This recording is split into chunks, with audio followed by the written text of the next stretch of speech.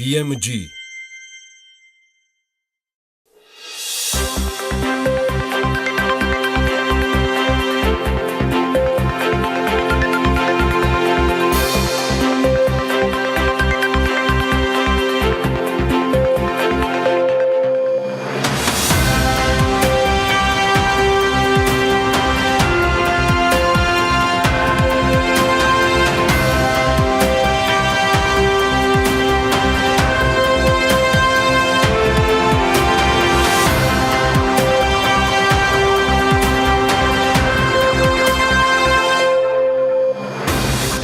აბაკაი გამარჯობა და დილა მშვიდობისა ყველას 16 ოქტომბრის საქმიანი დილით ვიწყებთ და ვიგოგებით წარმატებული და ბარაქიანი დღე TV პირველის და BMG-ის მაყურებლებს ბიუჯეტის პირველადი პროექტი დარგობრივ კომიტეტებში უბრალოდ კომიტეტში კენჭისყრაზე ჩავარდა დოკუმენტის მხარდაჭერას რევაზ არველაძის ერთი ხმა დააკლდა საერთაშორისო სავაჭრო პალატის ხელმძღვანელი საქართველოს კონკურენტუნარიანობის პრობლემებზე მიუთითებს ფადი ასლის მედიასთან გაკეთებულ განცხადებას გიორგი ქობულიამ უპასუხა ბიზნეს ომბუდსმენი ფიქრობს რომ საქართველოს ეროვნული ბანკის დაგეგმილმა რეგულაციებმა შესაძლოა ბიზნეს აქტივობა შეამციროს ამასობაში კი კომპანია რომელსაც ბიძინა ივანიშვილის ჰეები გადაგქონდა ინფრასტრუქტურის სამინისტროს უპირისპირდება კომპანია ზიმომ შესყიდვების სააგენტოს დავების საბჭოში 5 სარჩელი შეიტანა.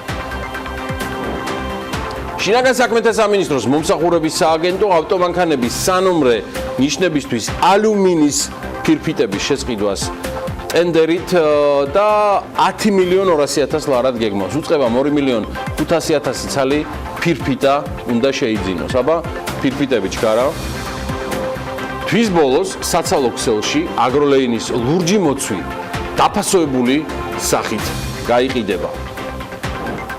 ეროვნული ბანკი კი სკოლა ბანკის პროექტში ჩართული საჯარო და კერძო სკოლების პედაგოგების გადამზადებას განაგრძობს.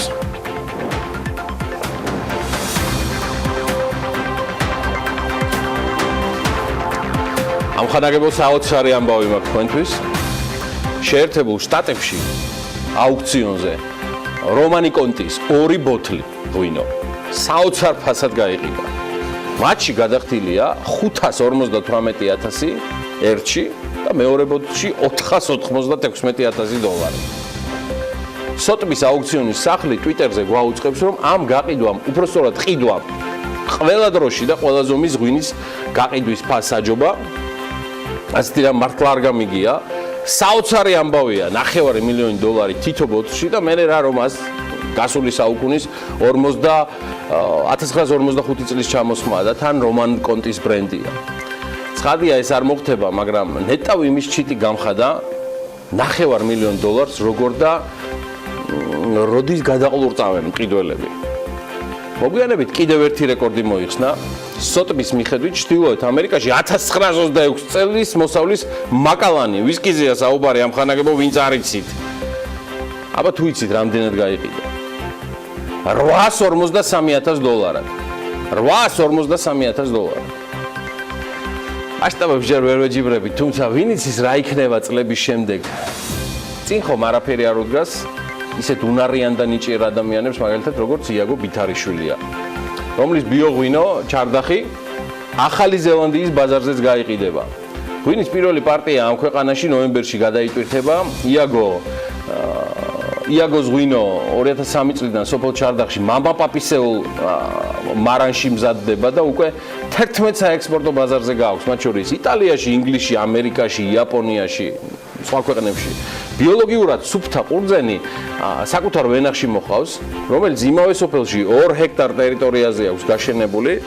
ვენახს ბიოწესით შხამკიმიკატების გამოყენების გარეშე უვლიან. მე დღეს მექნება საშუალება რომ პირადადაც ვესაუბრო ანელა პიაშულთან ერთად იაგო ბითარიშვილს, მანამდე კი ბარაკა და მეტი შემოსავლები იაგო ბითარიშვილს და გამომარჯოს ქართულ მეღვინეებს. აქეთ ღვინო და იქეთ ლუდი. ბებიის საპატივსაცემო შერჩეული სახელით ანეტა, რომელიც სულ მალე ამერიკის რამდენიმე შტატში და იაპონიაში სპეციალიზებულ მაღაზიებში, ბარებში და რესტორნებში შევა, იქ სადაც მის მიერ წარმოებული ნატურალური ღვინოები იყიდება. ლუდი ექსკლუზიურია და შეზღუდული რაოდენობით, წელიწადში სულ 400-500 ბოთლი იწარმოება. იაგო ჩვენთან ყვება, რომ ორი შეთანხმება შედგა და ოქტომბრის ბოლოს პირველი საექსპორტო პარტია ამერიკაში, ნოემბრის ბოლოს კი იაპონიაში გაიგზავნება.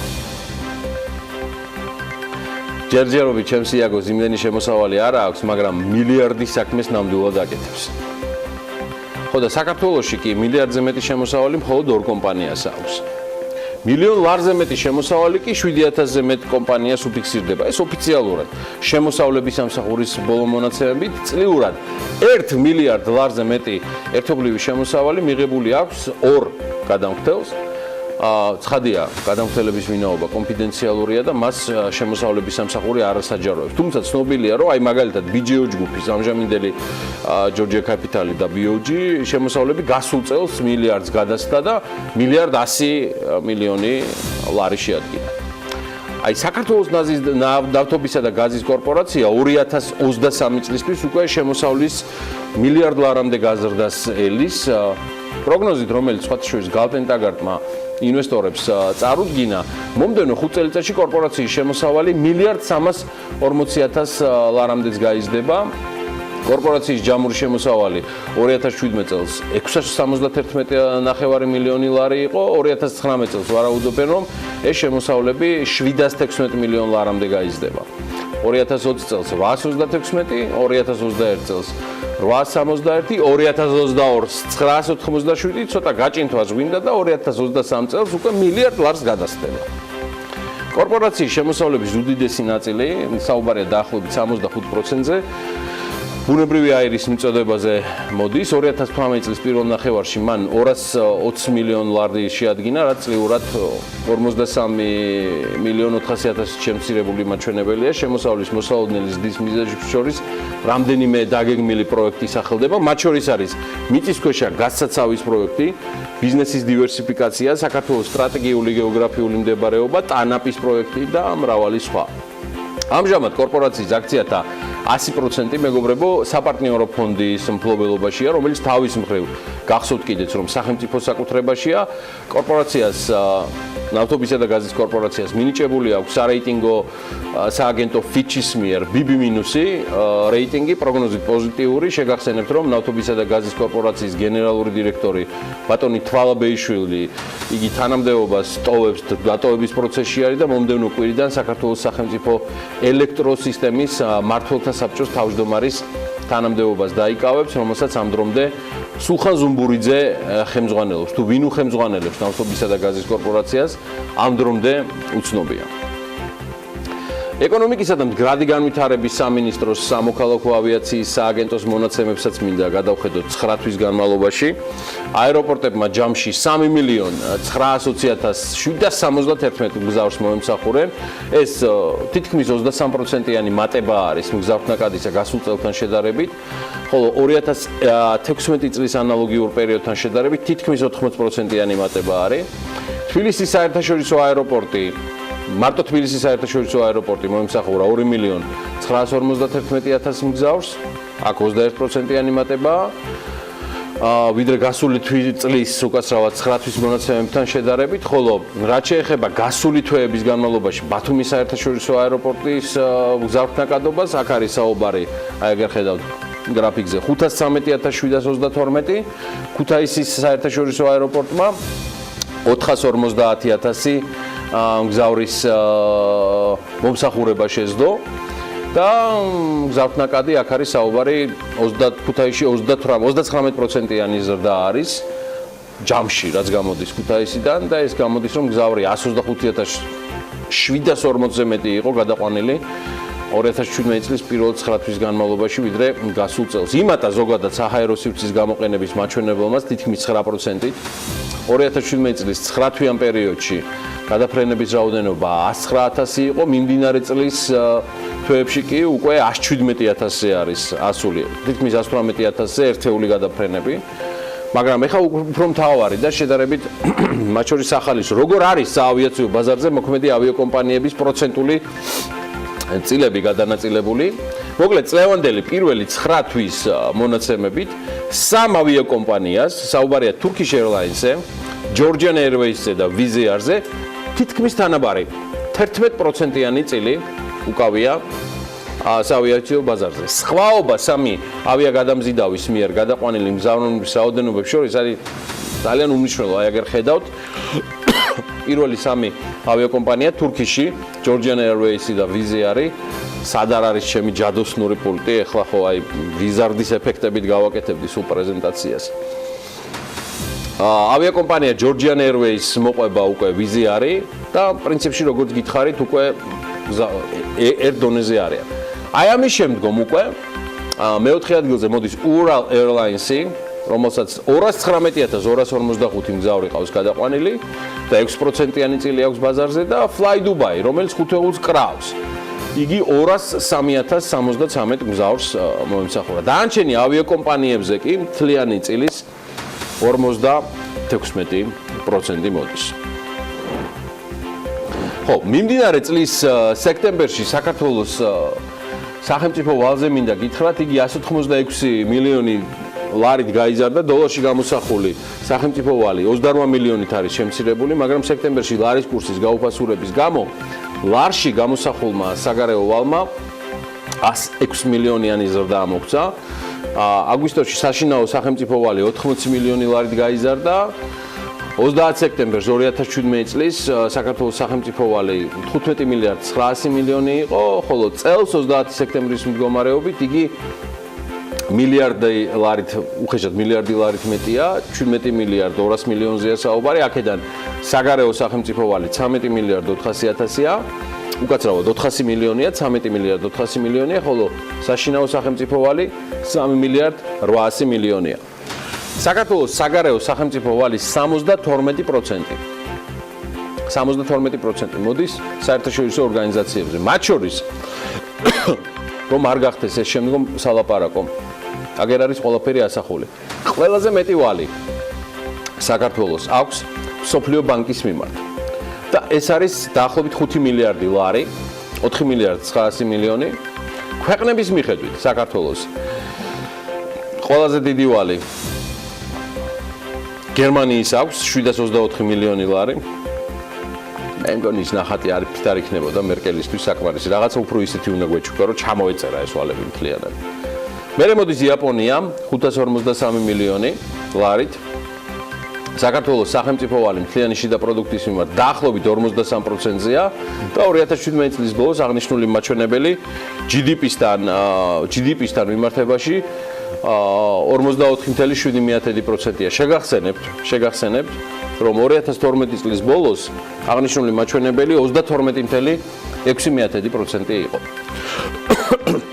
მოდი მაინც გადავხედოთ ჩამონათვალს იმ ქვეყნებისა, ვისი გუმართებს როგორც ქვეყანას ამ დროისთვის. სამწუხაროდ მისაღები ბევრი არავისგან არაფერი არ აქვს, თორე ჩვენ ვისაც შევარჩენდით, ამოუღებდით ყველაფერს ბოლომდე. ამიტომ მოვალეებს შემოგთავაზებთ ქვეყნის მთავარი ფინანსური დოკუმენტის თანახმად საქართველოს სულ 17 ქვეყნის ვალი აქვს და 2019 წლის ბოლოსთვის ვალდებულებების ჯამური საპროგნოზო ნაშთი 2 მილიარდ 572 მილიონ ლარამდე იქნება. ქვეყნებს შორის საქართველოს ყველაზე მსხვილი კრედიტორები არიან გერმანია, იაპონია 673 მილიონი ლარით, საფრანგეთი, რომელსაც საქართველოსთვის 620 მილიონი ლარი აქვს ნასესხები.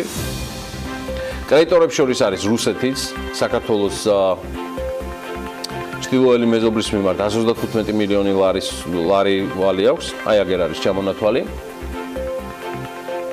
და კრედიტორების სრული სია 2019 წლის ბოლოსთვის ვალის საპროგნოზო ნაშთი აი ესე გამოიყურება. ავსტრია, აზერბაიჯანი, თურქმენეთი, რუსეთი, ირანი, სომხეთი, უზბეკეთი, უკრაინა, ყაზახეთი, ჩინეთი, გერმანია, იაპონია, კუვეიტი, ნიდერლანდები, ამერიკის შეერთებული შტატები და საფრანგეთი. აი ეს არის ის ქვეყნები, რომლის მიმართაც საქართველოს გააჩნია ვალი. მე მგონი არანაკლებ საინტერესო იქნება ახლა იმ ორგანიზაციების და საერთაშორისო ინსტიტუტების ჩამონათვალიც, ვისიც ჩვენ გვმართებს. 2019 წლის ბოლოსთვის საქართველოს ვალი საერთაშორისო საფინანსო ინსტიტუტების, ანუ საუბარია მრავალხრივ კრედიტორებზე, მიმართ 10 მილიარდ 751 მილიონი იქნება. ამის შესახებაც მონაცემები სახელმწიფო ბიუჯეტის პროექტის პირველად ვარიანტია მონიშნული, სადაც ვალის გამოთვლისას გასვლითი კურსი 2 ლარი და 63 თეთრია. 2019 წლის ბიუჯეტის პროექტის თანახმად საქართველოს სულ 9 მრავალმხრივი კრედიტორის ვალი აქვს. მათ შორის ყველაზე მსხვილი კრედიტორი მსოფლიო ბანკია. ვალის საპროგნოზო ნაშთი მომავალი წლის ბოლოსთვის 5 მილიარდ 182 მილიონ 417 ლარია. მას სოფლის მეურნეობის განვითარების საერთაშორისო ფონდი მოჰყვება 87 მილიონ 140 ლარით. ევროპის რეკონსტრუქციისა და განვითარების ბანკის ვალი 413 მილიონ 450 გვაქვს. აზიის განვითარების ბანკის შემთხვევაში ვალის მოცულობა 3 მილიარდ 361 მილიონ 880 ლარია. ევროპის საინვესტიციო ბანკის შემთხვევაში კი მილიარდ 456 მილიონ 682. ევროკავშირის ვალის საპროგნოზო ნაშთი 2019 წლის ბოლოსთვის 177 მილიონ 588 იქნება. ევროსაბჭოს განვითარების ბანკის შემთხვევაში მილიონ 900. აზიის ინფრასტრუქტურის საინვესტიციო ბანკის ვალის საპროგნოზო ნაშთი 2019 წელს 67 მილიონ 355 ლარია. გარემოს დაცვის სკანდინავიური სახელმწიფო კორპორაციის შემთხვევაში ვალის მოცულობა 2019 წლის სახელმწიფო ბიუჯეტის პროექტის პირველი ვარიანტის მიხედვით სავარაუდოდ 19 მილიარდ 716 მილიონ ლარამდე იქნება. სახელმწიფო საგარეო ვალის საპროგნოზო სრული მოცულობა განსაზღვრულია 15 მილიარდ 315 მილიონის ოდენობით, ხოლო სახელმწიფო საშინაო ვალისა 4 მილიარდ 400-ის მოცულობით. ხშირად ვიმეორებ ამას ყველაფერს, რომ ეს ერთის მხრივ კარგად დაილექოს ჩვენი საქმიანი მაყურებლის აზროვნებაში და მოცემულობაში, როგორც ფაქტი. და მეორე მხრივ ძალიან მნიშვნელოვანია ვფლობდეთ ზუსტ ინფორმაციას, როგორც ამ ქვეყნის გადასახადის გადამხდელები, რა მართებს ჩვენ ქვეყანას, იმიტომ რომ ჩვენ ამ ვალის ასე ვთქვათ ოპერირებას და მართვას უნდა თვალყური მივადევნოთ. მომავალ წელს მთავრობა აპირებს, ანუ 2019-ზეა საუბარი, 2 მილიარდ 160 მილიონი ლარის ვალის აღებას. საიდანაც 500 მილიონი არის ფასიანი ქაღალდები, ანუ შიდა ვალი. და 2019 წელს სახელმწიფო ვალის დაფარვისთვის თითქმის მილიარდი ლარია გათვალისწინებული, ამასაც გეუბნებოდ 930 მილიონზეა საუბარი, შესაბამისად სახელმწიფო ვალის წმინდა ზრდა მილიარდ 230 მილიონს შეადგენს. ზოგადად ახლა მესმის ვალი ცუდად ჟღერს. სინამდვილეში არც ისე ცუდად არის საქმე, როგორც თქვენს წარმოსახვაში ახლა ერთი თვალის გადავლებით ჩანს, სესხს იმიტომ ვიღებთ, რომ გვჭირდება. მაგასაც მანქანები ძალით ხომ არ არიგებენ, არა? და როცა რაღაცა გვჭირდება, ამაში გვეხმარებიან კიდეც და როცა ვალის მართვა ფიზიკური პირი ხარ თუ სახელმწიფო სწორად იცი, მე ვერანაირ პრობლემას ვერ ვხედავ. თავარია იგი არ გადავიდეს ზღრულ ოდენობაზე, იგივე ფლიანში და პროდუქტთან მიმართებაში და არ გადაკვეთოს ეგრეთ წოდებული წითელი ხაზები, რაზეც ჩვენ შესაძლოა გარკვეული პრობლემები, მათ შორის ჩვენ სტრატეგიულ პარტნიორებთანაც შეგვექმნოს, როგორც არის სავალუტო ფონდი და სხვები. საქართველოს კი კარგი მეგობრები ყავს, ბევრი დასავლური ინსტიტუტები თუ მათი წარმომადგენლები და აღმოჩნდა, რომ კარგთან ერთად ნიჭიერიც ბევრია მათ შორის.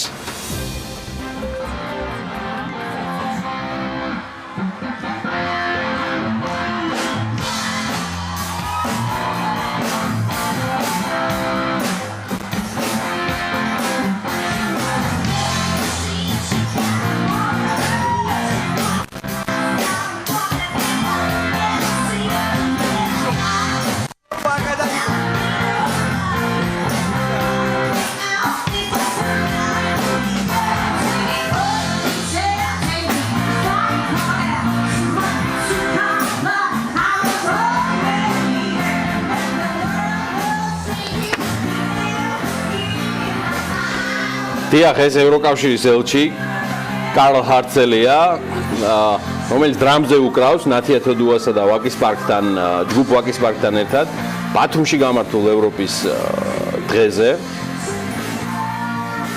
ძალიან მაგარი ამბავია, აი ესე უნდა მოუხენა და გართობა და სტატუსი ამ შემთხვევაში საერთოდ არაფერ შუაშია. ვითომეტეს ორგზის და იმავე საპატიო ჯილდოების თუ რეგალიების ჩამორიგება რომ მოხდება, აი ესეთი ახალი ელჩი ყავს ევროკავშირის დელეგაცია საქართველოში. დარწმუნებული ვარ, რომ არ მოვიხენთ, ვითომეტეს მედიას სულ მალე ამ დღეებში მიეცემა საშუალება ბატონი ელჩი პირადად გაიცნოს და იქნებ რაღაცა დრამზე ერთად რაღაცა შევძლოთ.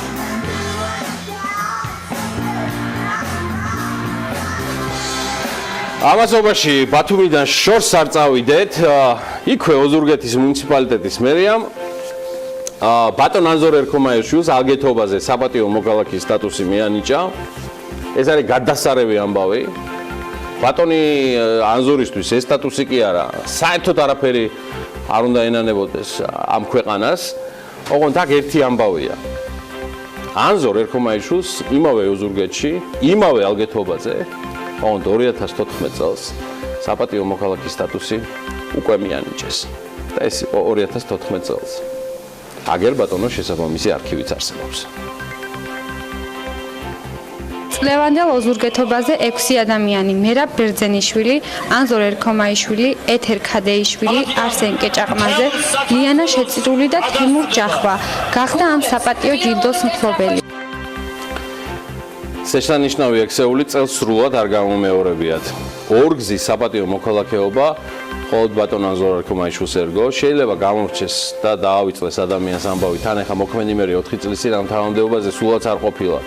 სამაგიეროს კონსტანტინე შარაშენიძე, როგორც გურიანიუსმა გაარკვია, იმ კომისიის წევრი იყო, რომელმაც 4 წლის წინ ანზორ ერქომაიშვილისთვის ამ ჯილდოს გადაცემა გადაწყვიტა. თქვენ გენაცვალეთ გურულებო. აი ესე უნდა დავარიგოთ საპატიო მოქალაქეობა, მათ შორის ოზურგეთისა. ბარაკა და ბედნიერი დღეები გურიას და მთლიანად საქართველოს. აბა დავიქოქეთ და დავიწყეთ ბიზნეს ამბები. გიორგი ქობულიას განცხადებით მთავრობას ბიზნეს სექტორთან შეხვედრები ყოველდღიურ რეჟიმში აქვს. 2018 წლის სექტემბერში შარშანდელი იგივე სექტემბერთან შედარებით საქართველოსდან საქონლის ექსპორტი 17%-ით, ხოლო იმპორტი 3.3 მილიარდით გაიზარდა. ფულადი გზავნილების მოცულობამ კი წინა წლის მაჩვენებელს 5.6 მილიარდით გადააჭარბა. რემიტენსები ცოტა მეცინატრები და კაცი, მაგრამ მე მგონი მე გადავაჭარბე ახლა პროლოგში. ამიტომ ამისთვის დროა, რომ ამისი უებარი წამალი მხოლოდ ერთი ადამიანია. ის არ არის დავით ქართველიშვილი, ის არ არის დავით ბურდიაშვილი და მით უმეტეს ის არ არის ბექა ჟარაშიძე. ეს ანა ლაპიაშვილია, ქალბატონებო და ბატონებო. ხუხარი აპლოდისმენტები, ის ჩვენთან ერთად არის დილა მშვიდობის ანა. დილა მშვიდობის გიორგი, ხედავ როგორი დამჯერია საერთო, რომ მithumetes არაჩვეულებრივ. რო წარმოიდგინოთ, რა მექანიკაზე ვარ TV პირველში, ეხლა ეკტაშიც რო შემოდიოდეს და ეს ხმაურები, ნუ არ ვიცი. მე მაინც იმაზე ვარ, ანა, პაშინიანის გუშინდელ იმაზე. მოკლედ თუნდაც ჩამოყალიბდეთ გიორგი, ამ პაშინიანის ცეკვის ან საქმიანები ვართ? არა, ან ცეკვის სიკრეტებს ვწელოთ, ან დრამზე ვუკრავთ.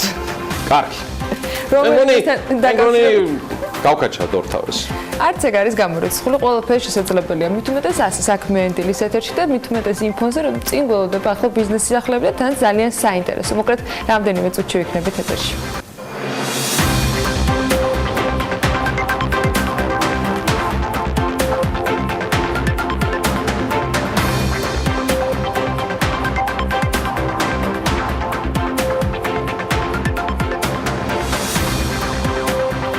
საქართველოს კონკურენტუნარიანობას კარგავს ეს საერთაშორისო სავაჭრო პალატის ხელმძღვანელმა ფადი ასლიმ ეკონომიკის მინისტრთან გიორგი ქობულიასთან შეხვედრის დაწყებამდე გუშინ განაცხადა. ის ამბობს, რომ ქვეყანას წამყვანი ადგილები უჭირავს საერთაშორისო რეიტინგებში, თუმცა ეს ინვესტიციებში არ აისახება. ფადი ასლის თქმით, მთავრობა არასათანადოდ თანამშრომლობს ინვესტორებთან.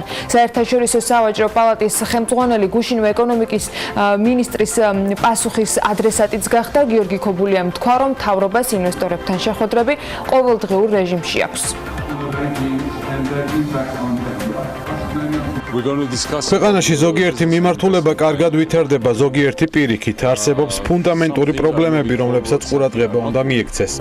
სწორედ ამ პრობლემების გამო ქვეყანაში პირდაპირ უცხოური ინვესტიციების საკმარისი რაოდენობით არ ხორციელდება. ჩვენ ყავს ერთი წევრი, რომელიც არსებული პრობლემების გამო აპირებს საქართველოს ბაზრის დატოვებას და სწორედ მისი პრობლემების განხილვას ვაპირებთ დღევანდელ შეხვედრაზე. ინვესტორები ქვეყანაში ბევრ პრობლემას აწყდებიან, როგორც ლოკალურ პარტნიორებთან მთავრობთან, ისე მთავრობასთან, სათანადოდ არ მუშაობს და მათი დახმარება არავის შეუძლია. ისეთი ქვეყნებისგან განსხვავებით, როგორებიც აზერბაიჯანი და უზბეკეთია. ამიტომ სამწუხაროდ საქართველო კარგავს თავის კონკურენტულ უპირატესობას და ინვესტორები სხვა ქვეყანაში მიდიან. გარდა ამისა, საქართველოში არის ქსენოფობიური განწყობები. ეს ფაქტია. და თუ საქართველოს უნდა ეკონომიკური განვითარება, უნდა გააკეთოს არჩევანი. ჩვენ ვერანაირად ვერ ხედავთ FDI-თან დაკავშირებულ პრობლემებს ჯერჯერობით.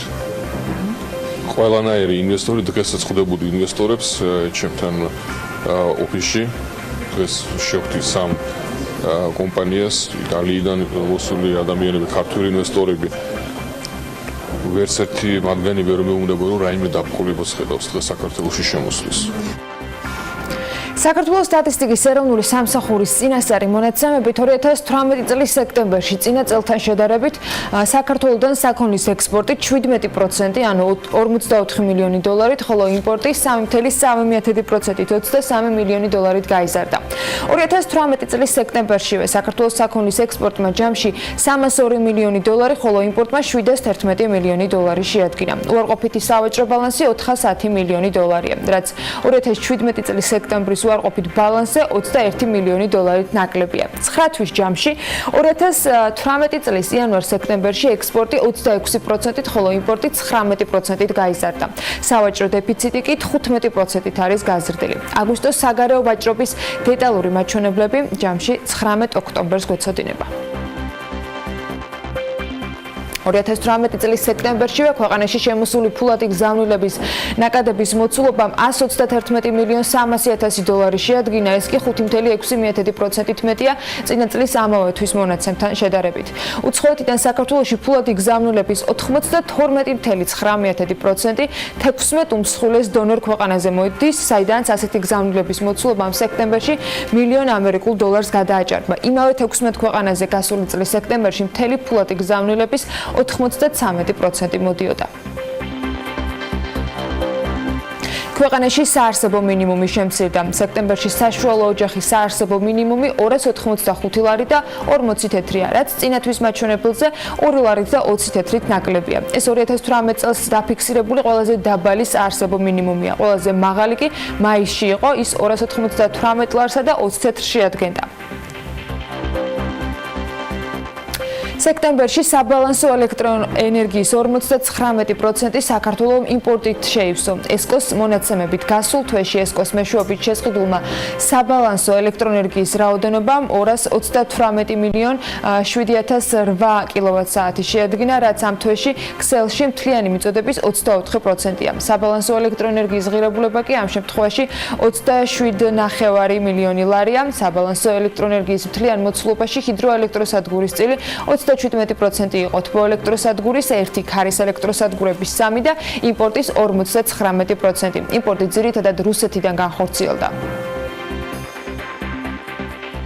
საფინანსო მომსახურების საქმიანობით ქვეყანაში 2017 წელს 2369 საწარმოა დაკავებული, რომელთა დეკლარირებულმა შემოსავალმაც 4 მილიარდ 611 მილიონი ლარი შეადგინა. 2017 წელს საფინანსო მომსახურების საქმიანობით დაკავებულ საწარმოებში დასაქმებულთა საშუალო წლიური რაოდენობა 37800 კაცს შეადგენდა, რომელთაგანაც 61.4% ქალი იყო. 2017-ში სადაზღვეო კომპანიების მიერ გამომუშავებულმა პრემიამ კი 413 მილიონ 100.000 ლარი შეადგინა, საიდანაც 43.4% სამედიცინო დაზღვევაზე მოდის, 17.7% ქონების დაზღვევაზე და 15.5% სახმელეთო სატრანსპორტო საშუალებათა დაზღვევაზე. აქედან 7% სიცოცხლის დაზღვევაა, ხოლო დანარჩენი, ანუ 16.4% უბედური შემთხვევის და სხვა სახის დაზღვევებზე ნაწილდება. 2017 წელს სადაზღვეო კომპანიების მიერ დამდგარი სადაზღვევო ზარალი 251 მილიონი ლარით განისაზღვრა, რომლის 63.8% სამედიცინო დაზღვევაზე მოდის, 17.8% კი სახმელეთო სატრანსპორტო საშუალებათა დაზღვევაზე. 11.2% ქონების დაზღვევა, 3.5% სიცოცხლის დაზღვევა, დანარჩენი კი უბედური შემთხვევები და სხვადასხვა. 2017 წელს საქართველოში საფინანსო მომსახურების საქმიანობით მიღებულმა შემოსავალმა 4,610,900,000 ლარი შეადგინა. აქედან 74% საპროცენტო და მასთან გათანაბრებულ შემოსავლებს განეკუთვნება. რაც შეეხება შრომის ანაზღაურებაზე გაწეულ ხარჯებს, 2017 წელს ხელფასზე სულ 819,900,000 ლარი დაიხარჯა. საფინანსო და სადაზღვევო საქმიანობით დაკავებული საწარმოების სტატისტიკური გამოკვლევის ძირითადი შედეგების შესახებ კი სიუჟეტი ვნახოთ. არაფინანსური კორპორაციების აქტივების მოცულობა 2017 წლის ბოლოსთვის 56.3 მილიარდი ლარი იყო, საიდანაც 8.1% უცხოური ვალუტით იყო გამოსახული. გასულ წელს მთლიანი აქტივებიდან ფინანსური აქტივების მოცულობა 14.4 მილიარდი ლარი, არაფინანსური კორპორაციების ფასიანი ქაღალდების ღირებულება კი 2.7 მილიარდი ლარი იყო. ფინანსური აქტივების საერთო რაოდენობიდან მოკლევადიანი აქტივების მოცულობა 2.2 მილიარდი, ხოლო ლიკვიდურობის პროცენტი 60.2% იყო. 2017 წლის ბოლოსთვის არაფინანსური კორპორაციების ვალდებულებები 34.5 მილიარდ ლარს გაუტოლდა. მთლიანი ვალდებულებებიდან 8.6 მილიარდი ლარი წარმოადგენს ვალდებულებებს უცხოური ვალუტით. მთლიანი ვალიდან არარეზიდენტების მიმართ 2017 წლის ბოლოსთვის არსებულმა ვალმა კი 6.4 მილიარდი ლარი შეადგინა. ფინანსური წარმოებულობის ღირებულება 81.5 მილიონი ლარით განისაზღვრა, ხოლო კაპიტალისა და რეზერვების მოცულობა 2017 წლის ბოლოსთვის 21.8 მილიარდი ლარი შეადგინა.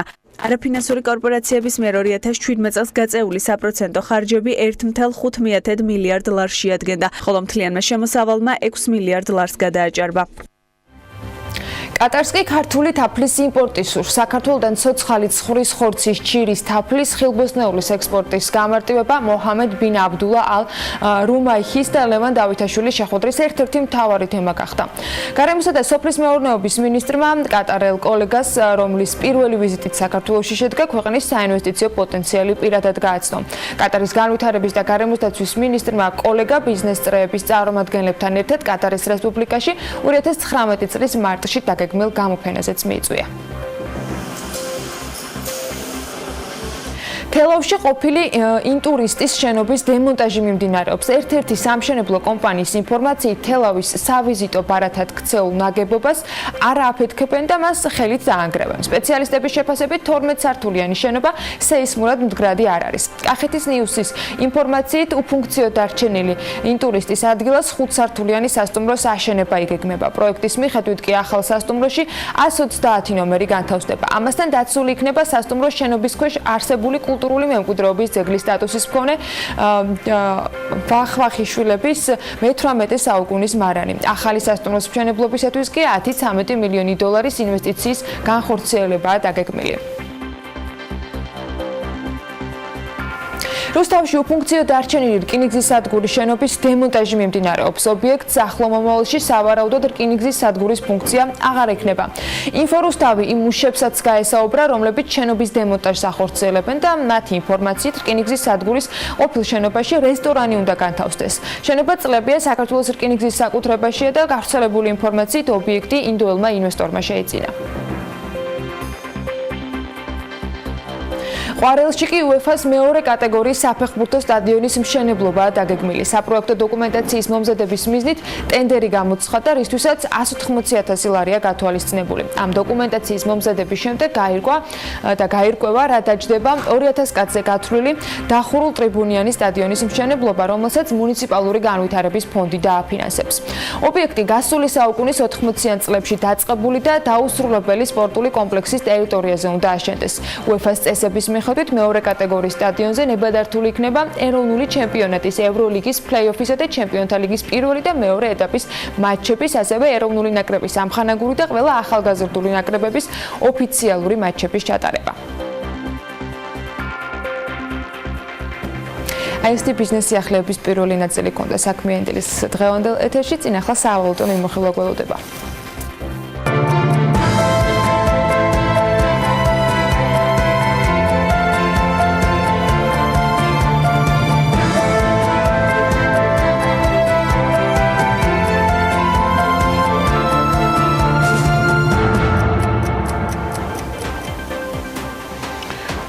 $15 ოქტომბრის ვაჭრობის შედეგად გუშინ საუბრობდით ამაზე დილაში.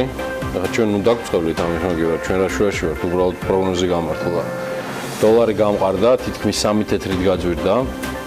ან დღეს დოლარი ლარიცხული 2.66 თეთრზეა, გამყარებულია ევრო. მის შესაძენად 3 ლარი და 9 თეთრი დაგჭირდებათ. ლირა 45 თეთრზეა, ფუნტ სტერლინგი შესაძენად 3 ლარი და 50 თეთრი მოიმარჯვეთ. გადავიდეთ შედარებით სტაბილურ პროგნოზზე, რომელზეც იმედია ჩვენ არ დაგვწყობთ ისევ. ეს ამინდის პროგნოზია.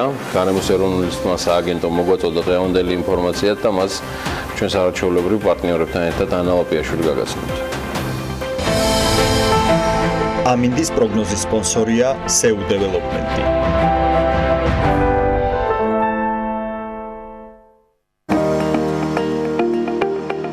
ამინდის პროგნოზის სპონსორია სადაზღვევო კომპანია Unisoni. თავისუფალი დაზღვევა თქვენი სიმშვიდისათვის. გარემოს ეროვნული სააგენტოს ინფორმაციით ამინდი საქართველოში ამიერკავკასიის ჩრდილო-აღმოსავლეთიდან მოქმედი ცივი ჰაერის მასების და სამხრეთიდან გავრცელებული თბილი ჰაერის მასების ურთიერთქმედებით იქნება განპირობებული. შესაბამისად, დრო გამოშვებით ღრუბლიანობის მომატებასაც ველოდებით და დასავლეთ საქართველოში უნალექო ამინდს. აღმოსავლეთში კი შესაძლოა ზოგან მცირე წვიმა და ნისლი იყოს. აღმოსავლეთის მიმართულების ქარიც იქროლებს და დრო გამოშვებით გაძლიერდება კიდეც. სოხუმში 25 გრადუსი იქნება, ბათუმსა და ქობულეთში 26, ფოთში 27 გრადუსი დაფიქსირდება, ქუთაისში 29 და ზუგდიდში 28, ისევე როგორც ოზურგეთში. ონში 24 გრადუსი იქნება, გორში მხოლოდ 20, ცხინვალში 19 და მარნეულში 19 გრადუსია მოსალოდნელი. რუსთავში ჰაერი 18 გრადუსამდე თბება, ახალციხეში 25 გრადუსი იქნება, ბორჯომში 24, ბაკურიანში 19, ახალქალაქში 18 და სტეფანწმინდაში მაქსიმუმ 15 გრადუსი დაფიქსირდება. თელავში 17 გრადუსია ნავარაუდები. დედაქალაქს რაც შეეხება, თბილისში დრო გამოშვებით ღრუბლიანობის მომატებას ველით, მცირე წვიმაც არ არის გამორიცხული და აღმოსავლეთის მიმართულების ქარი იქროლებს, მაქსიმალური ტემპერატურა კი 18 გრადუსი იქნება. მადლობა ანას. მოდი გადავხედოთ სამშაბათის საქმიანი დილის ვიდეო ანონსს. იაგო უკვე დავა ანონსე, ვიდრე ჩვენთან უკვე გზაში იყო, თუმცა ახლა უკვე საქმიანი დილის კულისებშია. სულ მალე, ამდენიმე წუთში თქვენ გელით უკვე ძალიან საინტერესო საუბარი იაგო ბითარიშვილთან და იგი არ იქნება ჩვენი ერთადერთი სტუმარი დღეს. გადახედეთ ჩვენი საქმიანი დილის ანონსს.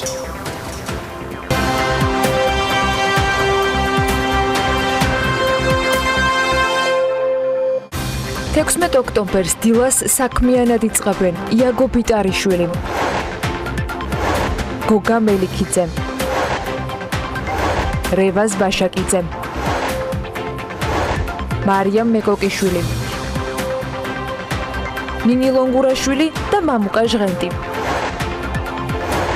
მაიასი და მონიძის სტუმარი გიორგი ჩოგოვაძე იქნება. დილა საქმიანია TV პირველზე.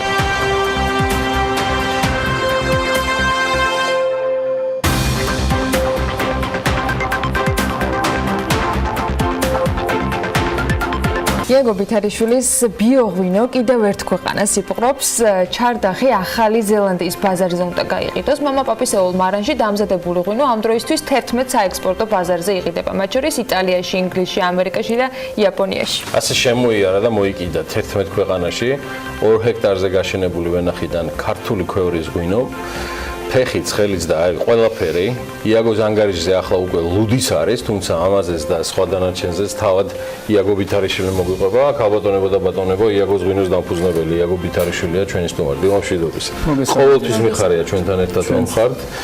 და ვიცი რომ თვალყურს გვადევნებთ და არ ჩვენ გაკლებთ ყურადღებას. ნამდვილად. შედეგებიც დიდი მადლობა მისათვის. მნიშვნელოვანი არის და შესამჩნევი. რა სიახლეები გვაქვს იაგო? სიახლეები უკვე ახსენეთ, ასე ვთქვათ, იმ ღვინოსთან დაკავშირებით ჩვენ შეზღუდული გვაქვს რაოდენობა ღვინოს, რომ მაინც ახალ ბაზარს, ასე ვთქვათ, აქტიურად აღარ ვეძებდით, თუმცა თუ დავაკვირდებით იმ ქვეყნებს, სადაც ვყიდით ჩვენ ღვინოს, ძირითადად არიან ის ქვეყნები, სადაც ძალიან დიდია მაღალია ღვინის კულტურა. იტალია, ჩვენ იტალიით დავიწყეთ 12 წლის უკან, ხო? და შესაბამისად ახალი ზელანდიაც მოგეხსენებათ ღვინის კარგი წარმოებელია, მაღალი კულტურა ღვინის და დაახლოებით 2 წელია, რაც ასე ვთქვათ, ჩვენ იმპორტიორს უნდა რომ წაიღო ეს ღვინო, უბრალოდ ეხლა გამოვუნახეთ 2017 წლის მოსავალს აიღებს ალბათ ნოემბერში. ზელანდიაში. და დავიწყოთ ახალ ზელანდიაშიც კი დაემატება. მე მინდა რომ მოყვე, უბრალოდ მოყვე, როგორ ახერხებ ისეთ ბაზრებზე გასვლას, რომელიც ჯამში საკმაოდ წარმოუდგენელი იყო. ეს იმპორტიორის მარიფათია, ვისთან პარტნიორობთ ადგილზე. გარდა იმისა, რომ თქვენ ვიზიტებს ჯერ კიდე შარშანაც ვადევნებდით თვალყურს იგივე ავსტრალიაში, სხვა კონტინენტებზე. პროცესი მინდა იაგო აღწერო, რომელიც იმედია, რომ გადამდები გახდება სხვა მეღვინეებისთვის. კი ბატონო, როგორც წესი, ეს ყველაფრის ერთობლიობა რაც ჩამოთვალეთ გიორგი, იმიტომ რომ რა თქმა უნდა დღევანდელი სოფლიო ღვინის ბაზარი გაჯერებულია ჭარბწარმოებული ღვინით. შესაბამისად ჩვენ იმას თუ გადავხედავ, ასე ვთქვათ, ამ 12-15 წლიან ისტორიას, ძირითადად ისე ხდებოდა, რომ უფრო იმპორტიორის მხრიდან იყო ინტერესი, ანუ შეიძლება ითქვას, რომ ყველა არც ერთ გამოფენიდან არ გამიყიდია პირდაპირ ღვინო.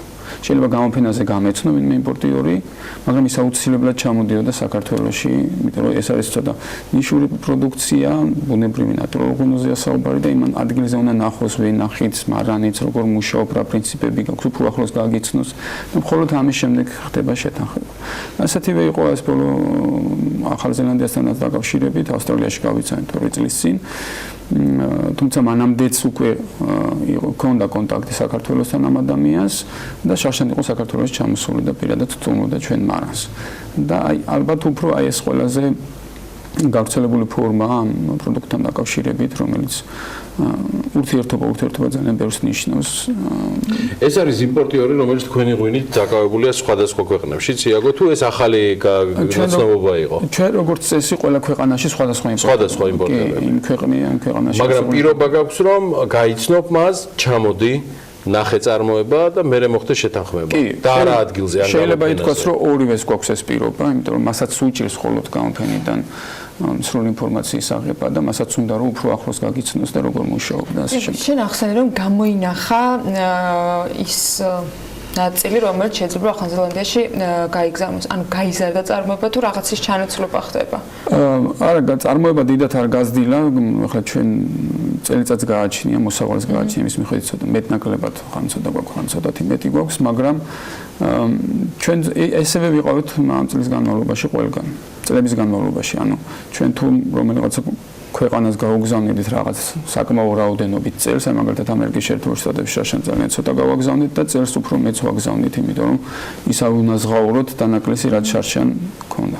ამიტომ შესაბამისად სიმბოლურად ეს ცოტა მოვაკერეთ, ასე ვთქვათ, დანარჩენებს, რომ ახალი ბაზარი გაჩენილიყო და მნიშვნელოვანი ჩემის აზრით, იმიტომ რომ მაგალითად ჩემ პირადად ერთ-ერთი ყველაზე დიდი შეცდომა ვთვლი, რომ როდესაც უკრაინაში ერთხელ მოხდა ჩემი ღვინის იმპორტი, ექსპორტი, იმიტომ რომ ძალიან კარგი არაჩვეულებრივი ხალხი იყო იმპორტიორები, უბრალოდ მე ვთვლი, რომ ის ბაზარი არ არის ასეთი ტიპის ღვინისათვის მზად.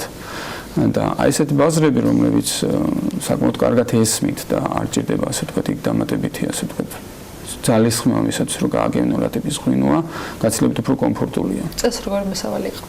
წელს კარგი მოსავალი იყო. კარგი მოსავალი იყო, არა მარტო ჩვენთან, მთლიან საქართველოში კარგი, როგორც რაოდენობრივად, ასე ხარისხობრივადაც კარგი მოსავალი იყო. სანამ ღვინის ინდუსტრიის თემაზე გადავალთ, ისე ნამდვილად არ გაგიშვებთ, რომ მაგ თემაზეც არ კითხოთ. სხვა პროდუქტები და იგივე ლუდის თემა, იაგო.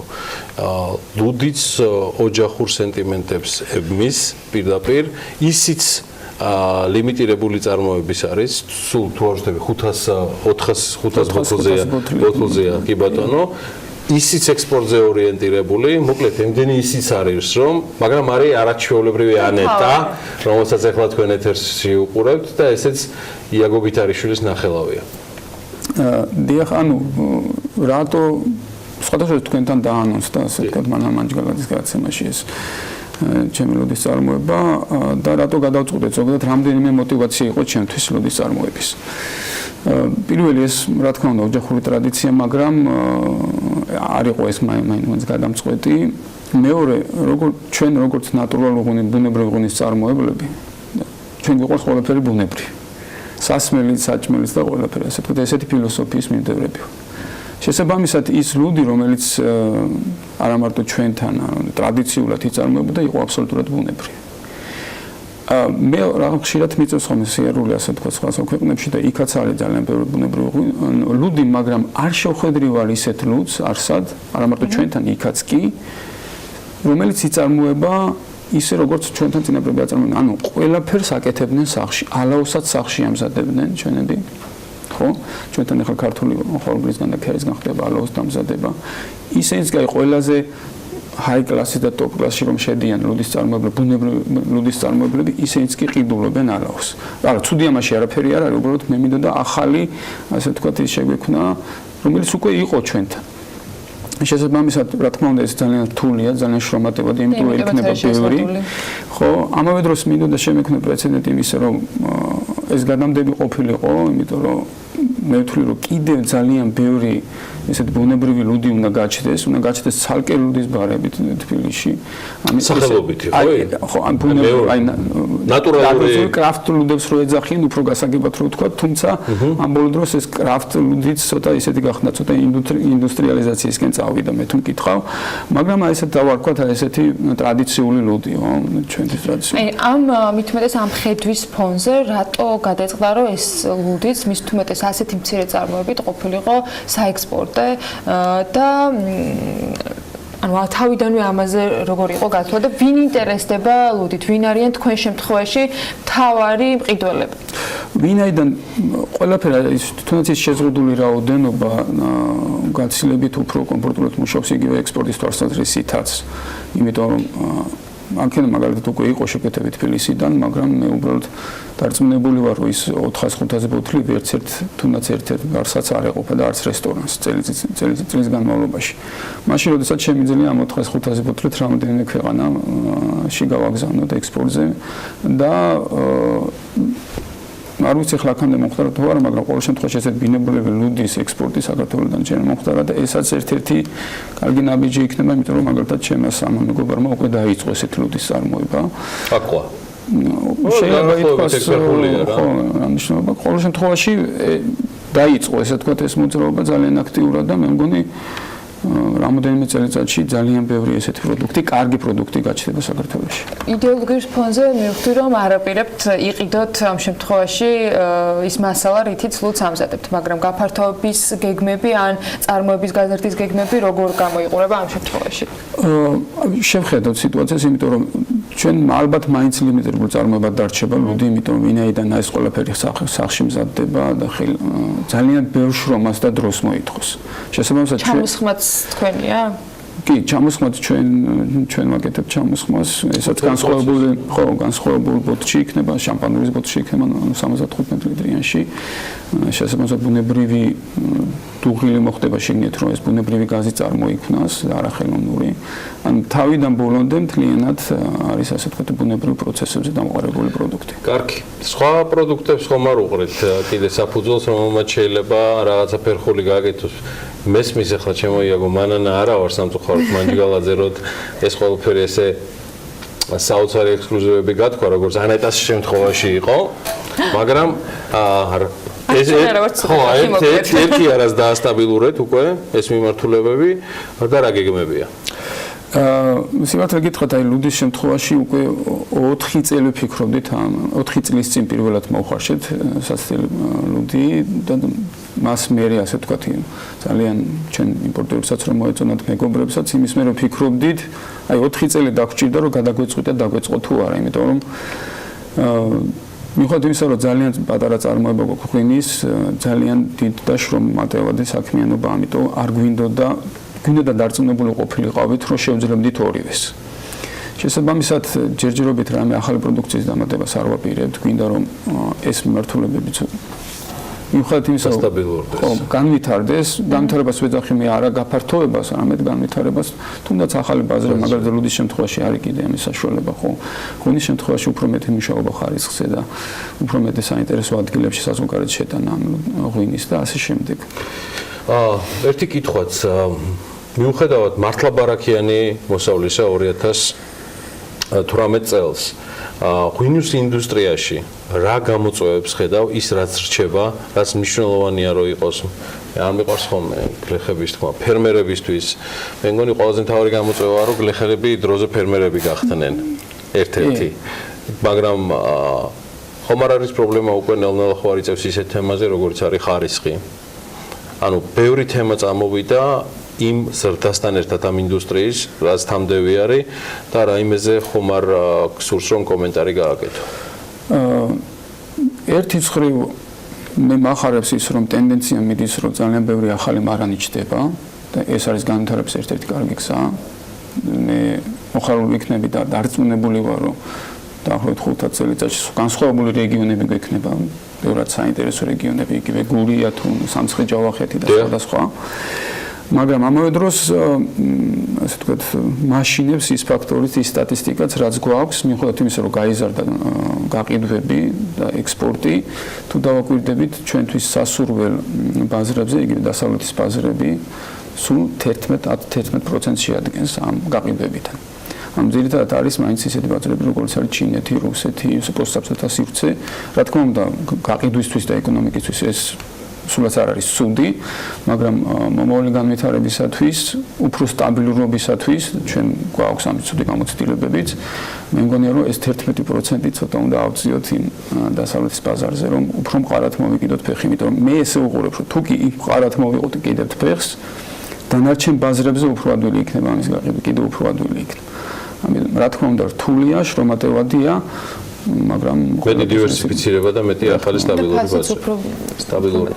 იაგო ბითარიშვილი, იაგო ზღვინის დამფუძნებელი, ანეტას დამფუძნებელი, უკვე აწი ესეც წარვადგენთ მას, გამორიცხულია სხვანაირად რომ მოხდეს. მადლობა მას სტუმრობისთვის.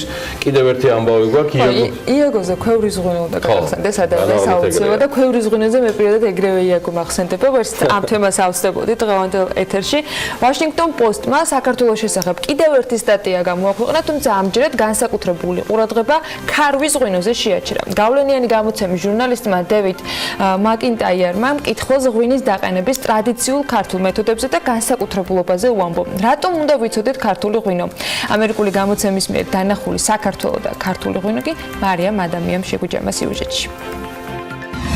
ხუთი ღვინო, რომელიც უნდა გასინჯოთ მაშინ, როცა რაიმე განსხვავებულის ხასიათზე ხართ. ასეთი სათაურით აქვეყნებს სტატიას ამერიკული გამოცემა Washington Post და კალიფორნიულ, ესპანურ და ბულგარულ ღვინოებთან ერთად ქართული ქარვის ღვინის შესახებაც საუბრობს. სტატიის ავტორი დეივ მაკინტაიერი აღნიშნავს, რომ ნარინჯისფერი ღვინის ზუსტი განსაზღვრება არ არსებობს, თუმცა ღვინის სამშობლოც წოდებულ ქვეყანაში, საქართველოში, მას ქარვის ღვინოს უწოდებენ, რაც უფრო ზუსტად შეესაბამება ღვინის ფერს. ნარინჯისფერი ღვინო კავკასიის მთებში მდებარე საქართველოსთან ასოცირდება და სავარაუდოდ ისეთივე ძველია, როგორც თავად ღვინო.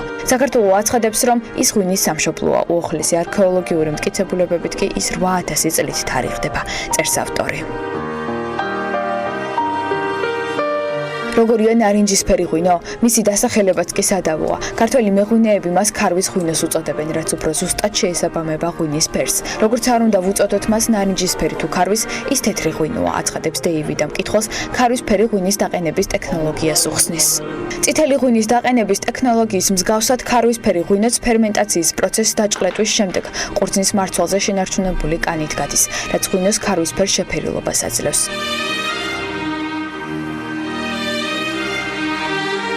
ღვინის დაყენების ტრადიციული ქართული მეთოდი რამდენიმე თვის განმავლობაში მის ქვევრში, მიწაში ჩაფლულ თიხის ჭურჭელში დაძველებას გულისხმობს, მკითხველობთ სტატიაში. დეივ მაკინტაიერს სტატიაში ამერიკა-საქართველოს ბიზნეს საბჭოს პრეზიდენტის მამუკა წერეთლის ციტატა მოჰყავს, რომელშიც ნათქვამია, რომ ქარვის ღვინო ხელს უწყობს საკვების გადამუშავებას და მნიშვნელოვან როლს ასრულებს საქართველოს სტუმართმოყვარე რეპუტაციის შექმნაში.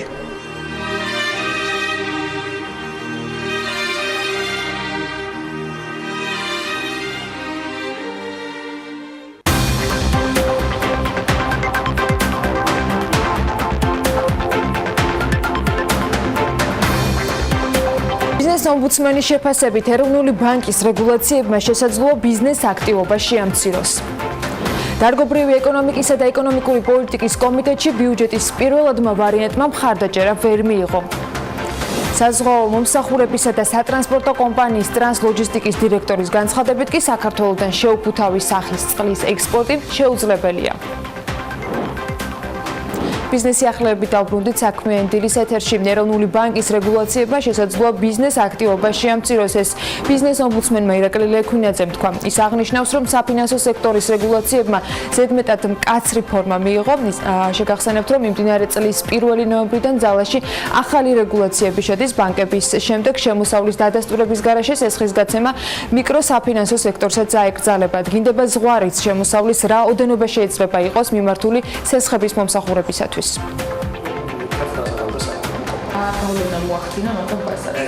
აღნიშნული რეგულაციები არის ზედმეტად მკაცრი და ეს მნიშვნელოვნად უზღუდავს იმ პირთა წრეს, ვინც შეიძლება ისარგებლოს საფინანსო ინსტიტუტებიდან იმ რესურსით, რომელიც საჭიროა სხვადასხვა პროდუქტების თუ სერვისების შესაძენად.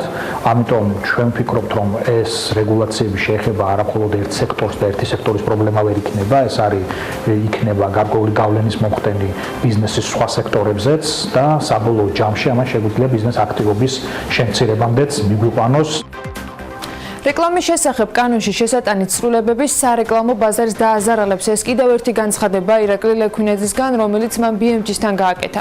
მისი შეფასებით ცვლილებები, რომელიც აზარტული თამაშების რეკლამირებას კრძალავს, ვერ შეამცირებს აზარტულ თამაშებში ჩართულ ადამიანებს. თამაშო ინდუსტრია არის ერთ-ერთი უმსხვილესი დამკვეთი ზოგადად, მაგალითად გარე რეკლამის ნაწილში დაახლოებით 45%-ს აღწევს პორტფელში სათამაშო ბიზნესთან მოზიდული რეკლამის მაჩვენებლები. გონია რომ ეს იქნება საკმაოდ მნიშვნელოვანი ზეგავლენის მომხდენი და ნეგატიური ზეგავლენის მომხდენი პირველ რიგში რა თქმა უნდა სარეკლამო კომპანიებზე და შედეგი მეორეს მხრივ რომ ამ რეკლამის აკრძალვით მივიღოთ ჩვენ მნიშვნელოვანი შემცირება იმ ადამიანების ვიზაც შეიძლება თუნდაც იყოს დაკავებული აზარტული თამაშებით, აქ ჩვენ გვაქვს ნაკლები არგუმენტი იმასთან დაკავშირებით, რომ ამან შეიძლება მნიშვნელოვანი შემცირება გამოიწვიოს. დარგობრივი ეკონომიკის და ეკონომიკური პოლიტიკის კომიტეტის წევრებმა გასულ კვირას მათივე განხილულ ბიუჯეტს კენჭი გუშინ უყარეს. კომიტეტის მხარდაჭერა დოკუმენტმა ვერ მიიღო. ამის მიზეზი კი საპარლამენტო უმრავლესობის წევრის რევაზ არველაძის შენიშვნები გახდა. პირველ რიგში არველაძე მომავალ წელს პენსიის არა 20 ლარით, არამედ უფრო მეტით გაზრდას ითხოვს. გარდა ამისა, მას რამდენიმე ენერგეტიკული პროექტისათვის თანხის მომავალ წელს გათვალისწინება არაგონივრულად მიაჩნია. არასწორად იყო ჩემი აზრით ყოველ შემთხვევაში ჩადებული ზრდა ესე იგი შრომის ანაზღაურებისა კონკრეტულად შინაგან საქმეთა სამინისტროსი, სადაც პერსონალის რაოდენობა არ იცვლება და შრომის ანაზღაურება იზრდება 58 მილიონით. ნუ მაშინ ფინანსთა სამინისტრო მიმითი განვარტა, რომ მინისტრი დაპირდაო რომ პოლიციელებს გაუზეთ ხელბა. ასე დავპირდით ჩვენ მასწავლებლებს, ასე დავპირდით ჩვენ იგივე შეზღუდული შესაძლებლობის მქონეებს, ასე დავპირდით პენსიონერებს, მაგრამ რატომაც გამოვიდა, რომ ერთი მინისტრის ხვებს მოერიანი. მესამე მიზეზი კიდე ის გახლდათ, რომ ჩადებული არის ინფრასტრუქტურის განვითარების მასში ენერგეტიკული ობიექტები, რომლების მშენებლობის აუცილებლობა 2019 წელში ნამდვილად არ ადგას. არველაძის ამ შენიშვნების გამო კომიტეტს ბიუჯეტის მხარდაჭერისთვის მხოლოდ ერთი ხმა დააკლდა. მის შენიშვნებს იზიარებენ სხვა დეპუტატებიც, მაგრამ როგორც ფინანსთა მინისტრის მოადგილე განმარტავს, ამის რესურსი მომავალ წელს არ არის. ეს თემა პარლამენტის ჯანდაცვის კომიტეტის განხილვის საგანიც გახდა. მომავალ წელს პენსიაში გახსენებთ, რომ 20 ლარით იზრდება მხოლოდ ასაკით პენსიონერების და მეორე მსოფლიო ომის ვეტერანებისათვის. 20 ლარი, რომელიც ჩადებული არის ბიუჯეტში ვერანაირად ვერ აკომპენსირებს იმ ნუ ესე ვთქვათ დევალვაციას ლარისას, რომელიც აი ამ პერიოდში მოხდა. 20 ლარით პენსიის ზრდა ასაკობრივი და პირველი ჯგუფის შეზღუდული შესაძლებლობის მქონე პენსიონერებისათვის არის არასაკმარისი იმ ფასების მატების ფონზე, რაც ქვეყანაში ჰქონდა და ეს 20 ლარი უკვე შეჭმული აქვს ინფლაციას. მაგრამ ამ 20 ლარითაც არ უზრდის ქართული ოცნება მეორე ჯგუფის შეზღუდული შესაძლებლობის მქონე დაახლოებით 80,000 ადამიანს პენსიას. ჩვენ ხარ დავუჭერთ იმას, რომ რაც შეიძლება მეტი იყოს ეს მატება, იმიტომ 20 ლარზე არის საუბარი 2019 წელს და კიდე 20 ლარზე 2020 წელს. ამის 40 ლარიან მატებაზე, რაც საკმარისი რა თქმა უნდა არ არის. და არც დაგროვებით პენსიის რეფორმა, რომელიც მივიღეთ, ის მომავალი თაობის პენსიონერებისათვის არის. რაც წარმოქმნილია, იმაზე მეტიც ის რესურსი არ არის, ვინაიდან მიზნიდან 20 ლარის და სჭირდება 200 მილიონი ლარი. შესაბამისად, დამატებით ამისი რესურსი სამწუხაროდ 2019 წელს არ არის. 2020 წლიდან დაგეგმილია კიდე დამატებით 20 ლარის და რასაც 2018 წელთან შედარებით ჯამში 400 მილიონი ლარის რესურსი ხმარდება. პარლამენტის წევრებმა საყოველთაო ჯანდაცვის პროგრამის ეფექტიანობაზე სიმსჯელეს. დეპუტატი ზურაბ ჭიაბერაშვილი მედიკამენტების ხელმისაწვდომობის კომპონენტის ამ პროგრამაში გათვალისწინებას ითხოვს, თუმცა აღნიშნავს იმასაც, რომ ეს ნაბიჯი საკმარისი ვერ იქნება, რადგან თავად საყოველთაო ჯანდაცვის სისტემა უნდა შეიცვალოს. მოსაზრებებს საპარლამენტო უმრავლესობიდან ნაკაკი ზოიძემ უპასუხა. ჯანდაცვის სფეროში ყველაზე დიდი ტვირთი ჩვენი მოქალაქეებისთვის არის მედიკამენტის ხარჯი და ვიდრე ბაზისური ესენციური მედიკამენტები არ მოხვდება საყოველთაო ჯანდაცვაში, ისე სახელმწიფო ამ ტვირთს მოქალაქეებს ვერ შეუმსუბუქებს.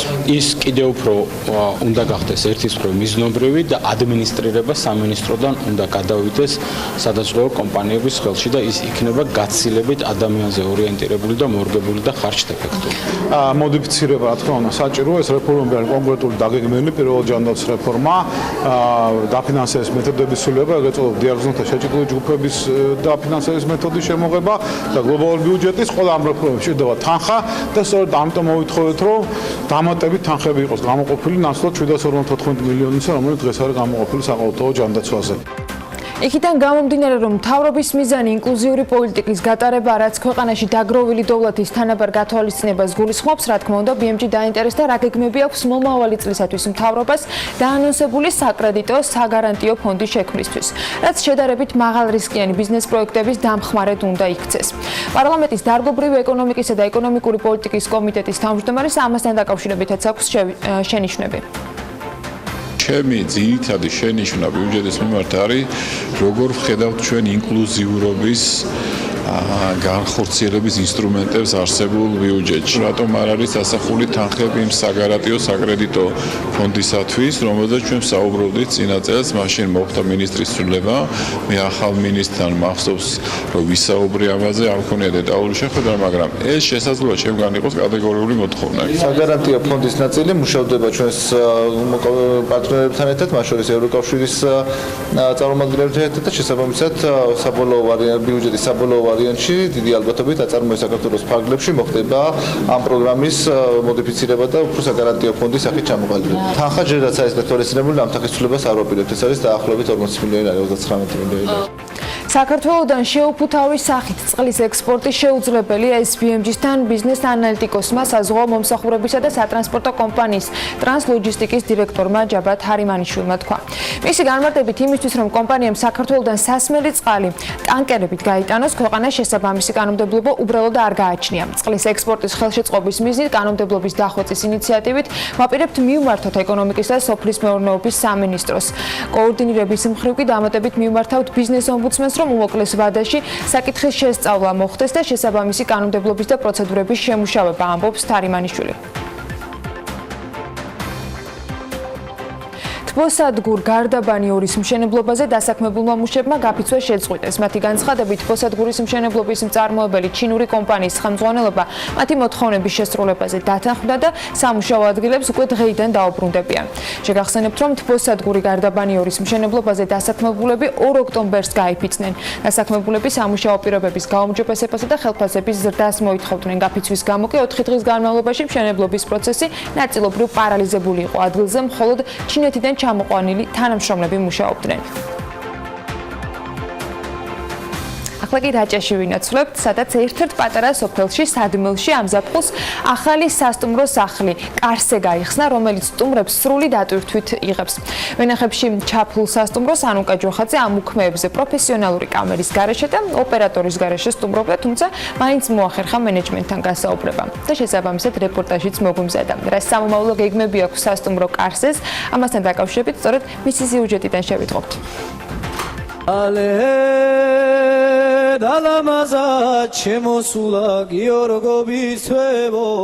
გიორგობის თვე ჯერ არ დამდგარა, თუმცა რაჭაში ჩასული სტუმრებისთვის შემოდგომის ფერები რთული შესამჩნევი ნამდვილად არ არის.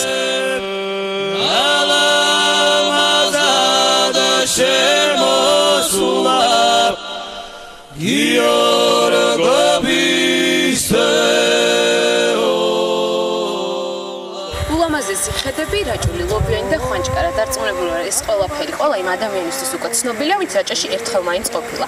ეხლა ჩვენ მოვყოფებით რაჭის ერთ-ერთ პატარა სოფელს სადმელში, სადაც ჩვენი მასპინძელი სასტუმრო კარზე იქნება. ამბროლაურიდან სულ რაღაც 10 წუთის გზაზე ვენახებში ჩაფლულ სასტუმრო კარზე შეხვდებით, სადაც მოხვედრისთანავე რაჭული ღვინის, ხვანჭკარის სურნელი იგრძნობა, რომელთანაც იქ შექმნილი მყუდრო გარემო სრულ თანხვედრაშია. კარზე ერთგვარი კარიბჭია, რომლის კარიც ყოველი სტუმრისთვის ყოველთვის ღიაა. ჩამოდექი განი დაშივიჯო კარზე არის მოქართული სიტყვა და ნიშნავს კარიბჭეს, კარს და რეალურად ჩვენ ის დავარქვით, იმიტომ რომ გვინდა რომ ვიყოთ კარი რაჭულ სამყაროში, ანუ რაჭული ტურისტი ვითარდება, მაგრამ ჯერ ძალიან ცოტა სასტუმრო არის, რომელიც ამ მიმართულებით მუშაობს. ჩვენ გარშემო ძალიან ცოტა სასტუმროებია და ჩვენ ვცდილობთ რომ ვიყოთ ერთ-ერთი პირველი, რომელიც კარს გაუგებს რეალურად ჩვენ სტუმრებს რაჭულ სამყაროში. თავარი მიზანი რაჭის ტურისტული პოტენციალის წინ წამოწევაა, გვყვება სასტუმროს მმართველი თინა ენუქიძე. ამ ეტაპზე კარსეს 10 ნომერი აქვს. სტუმრებისთვის ხშირად მასტერკლასებით სტარდება, რომელიც რაჭული ტრადიციული სამზარეულოს პოპულარიზაციას ემსახურება. არა დიდი იმედი გვაქვს, რომ რაჭული ტურიზმი თვითონ გავითარდება და უფრო მეტი საინტერესო ობიექტი შეიქმნება, რათა ტურისტი დაინტერესდება და ჩვენც უფრო გავფართოვდებით და უფრო მეტ ტურისტს მივიღებთ. ქართველ ვიზიტორებთან ერთად კარსე ტურისტებშიც დიდი პოპულარობით სარგებლობს, რომელთაც განსაკუთრებით სადმელში წარმოებული ღვინო და ბუნება იზიდავს. შეიძლება ითქვას, რომ ეს სასტუმრო ერთ-ერთი ღირსეული სასტუმროა, ძალიან მყუდრო ნომრებით და ატმოსფეროთი, რომელიც ამ კარსეს ტერიტორიაზე ყოველ საღამოს იქნება. განსაკუთრებით კი მაშინ, როდესაც კოცოთამს ხდებით და რაჭულ ღვინოს ვაგემოვნებთ. სასტუმროს განვითარების გეგმები ვრცელია. სულ ცოტა ხანში სადმელში ღვინის ქარხანაც აშენდება, სადაც კარსეში მოყვანილ ყურძნის ღვინოს უკვე ბრენდის სახელი ექნება. იგეგმება გაფართოებაც და ტურისტებისთვის რაჭული ღვინის ტურების შეთავაზებაც. მე ამას კომენტარის გარეშე ვერ ჩავატარებ. გარდა იმისა, რომ ყოველთვის ამაყი ვარ, ჩემი არაჩვეულებრივი ანუკა ჯოხაძეთი მიხარია, რომ BMG ნელ-ნელა სრულად გადადის ასე ვთქვათ, მათ შორის თვით წარმოებაზე, სიუჟეტებისა, რასაც ქვია უკვე სრულად ადაპტაცია ტელეფონებზე და მაღალი ხარისხის ხელსაწყოებზე. აღარ გჭირდება ბატონო კამერები. ეხლა ალბათ ერთი 5 ოპერატორი BMG-ში ძიმე დღეში ჩავარდებოდა, მაგრამ ეს მშვენიერი ამბავი მოგვიწყო. მადლობა მინდა უთხრა და წარმატებები უსურვო ამ სასტუმროს არაჩვეულებრივ მესვეურებს, ენუქიძეების არაჩვეულებრივ ოჯახს და წარმატებები მათ. კიდევ ერთხელ მადლობა ანუკას, რომელსაც სულ მალე კიდევ ერთხელ ვიხილავთ. სოფლიო თანხმდება სხვათა შორის ნებისმიერი ქვეყნის ეკონომიკურ განვითარებაში ერთ-ერთი ყველაზე მნიშვნელოვანი როლი და ფუნქცია. ძალიან ბევრი მიმართულებით ეს არ არის მხოლოდ мотиваცია, მათ შორის სტარტაპებსაც ეკისრებათ. ხშირად ამბობენ, რომ ისინი დღევანდელ ეკონომიკასაც ქმნიან. სწორედ მარიამ ადამიანს და ანუკა ჯოხაძის წყვილმა მოგიმზადათ და მოგიყვებიან იმ სტარტაპების შესახებ, რომელთა საბაზრო ღირებულება ბოლო მონაცემებით უკვე 10 მილიარდ ამერიკულ დოლარს აჭარბებს. მარიამ, ანუკი, დილამშვიდობის. როგორც ყოველთვის ბრწყინვალედ გამოიყურებით, ეს უკვე საკმარისზე მეტი წინაპირობაა საიმისოთ, რომ ამ სტარტაპებზე გადმოგცეთ რაღაცა არაჩვეულებრივი ისტორია. გისმენთ ყურადღებით. დილამშვიდობის და გიორგი კიდევ ერთხელ სტარტაპებზე საუბრისას მინდა პირველ რიგში აღვნიშნო, რომ მართალია ჯეკმა და მისი უკვე შემდგარი და წარმატებული კომპანია Alibaba ყველასათვის ნაცნობია, თუმცა არანაკლები პოპულარობით სარგებლობს მისი შვილობილი სტარტაპი ANT Financial-ი, რომლის საბაზრო კაპიტალიზაცია 100 მილიარდი ამერიკული დოლარია. სტარტაპის წარმატების უმთავრეს მიზეზად ჩინეთის ბაზარზე პოზიციონირება სახელდება საბაზრო წილით. კომპანია ისეთ ბანკებს უსწრებს, როგორებიცაა მაგალითად Goldman Sachs და Morgan Stanley. რეიტინგში მეორე ადგილს კი ისევ ჩინური 75 მილიარდი ამერიკული დოლარის ღირებულების ტექნოლოგიური კომპანია ByteDance იკავებს, რომელიც სხვადასხვა მედია პლატფორმებს აერთიანებს, ხოლო 5 წლიანი მოღვაწეობის პერიოდში სტარტაპის მომხმარებელთა რაოდენობა დღის განმავლობაში 120 მილიონ ადამიანამდე გაიზარდა. ამერიკის შეერთებულ შტატებში კი ნომერ პირველ სტარტაპ კომპანია Uber-ი სახელდება. კომპანია ტაქსის ონლაინ გამოძახების სფეროში პიონერია და მიუხედავად მაღალი კონკურენციისა ლიდერის სტატუსს დღემდე ინარჩუნებს.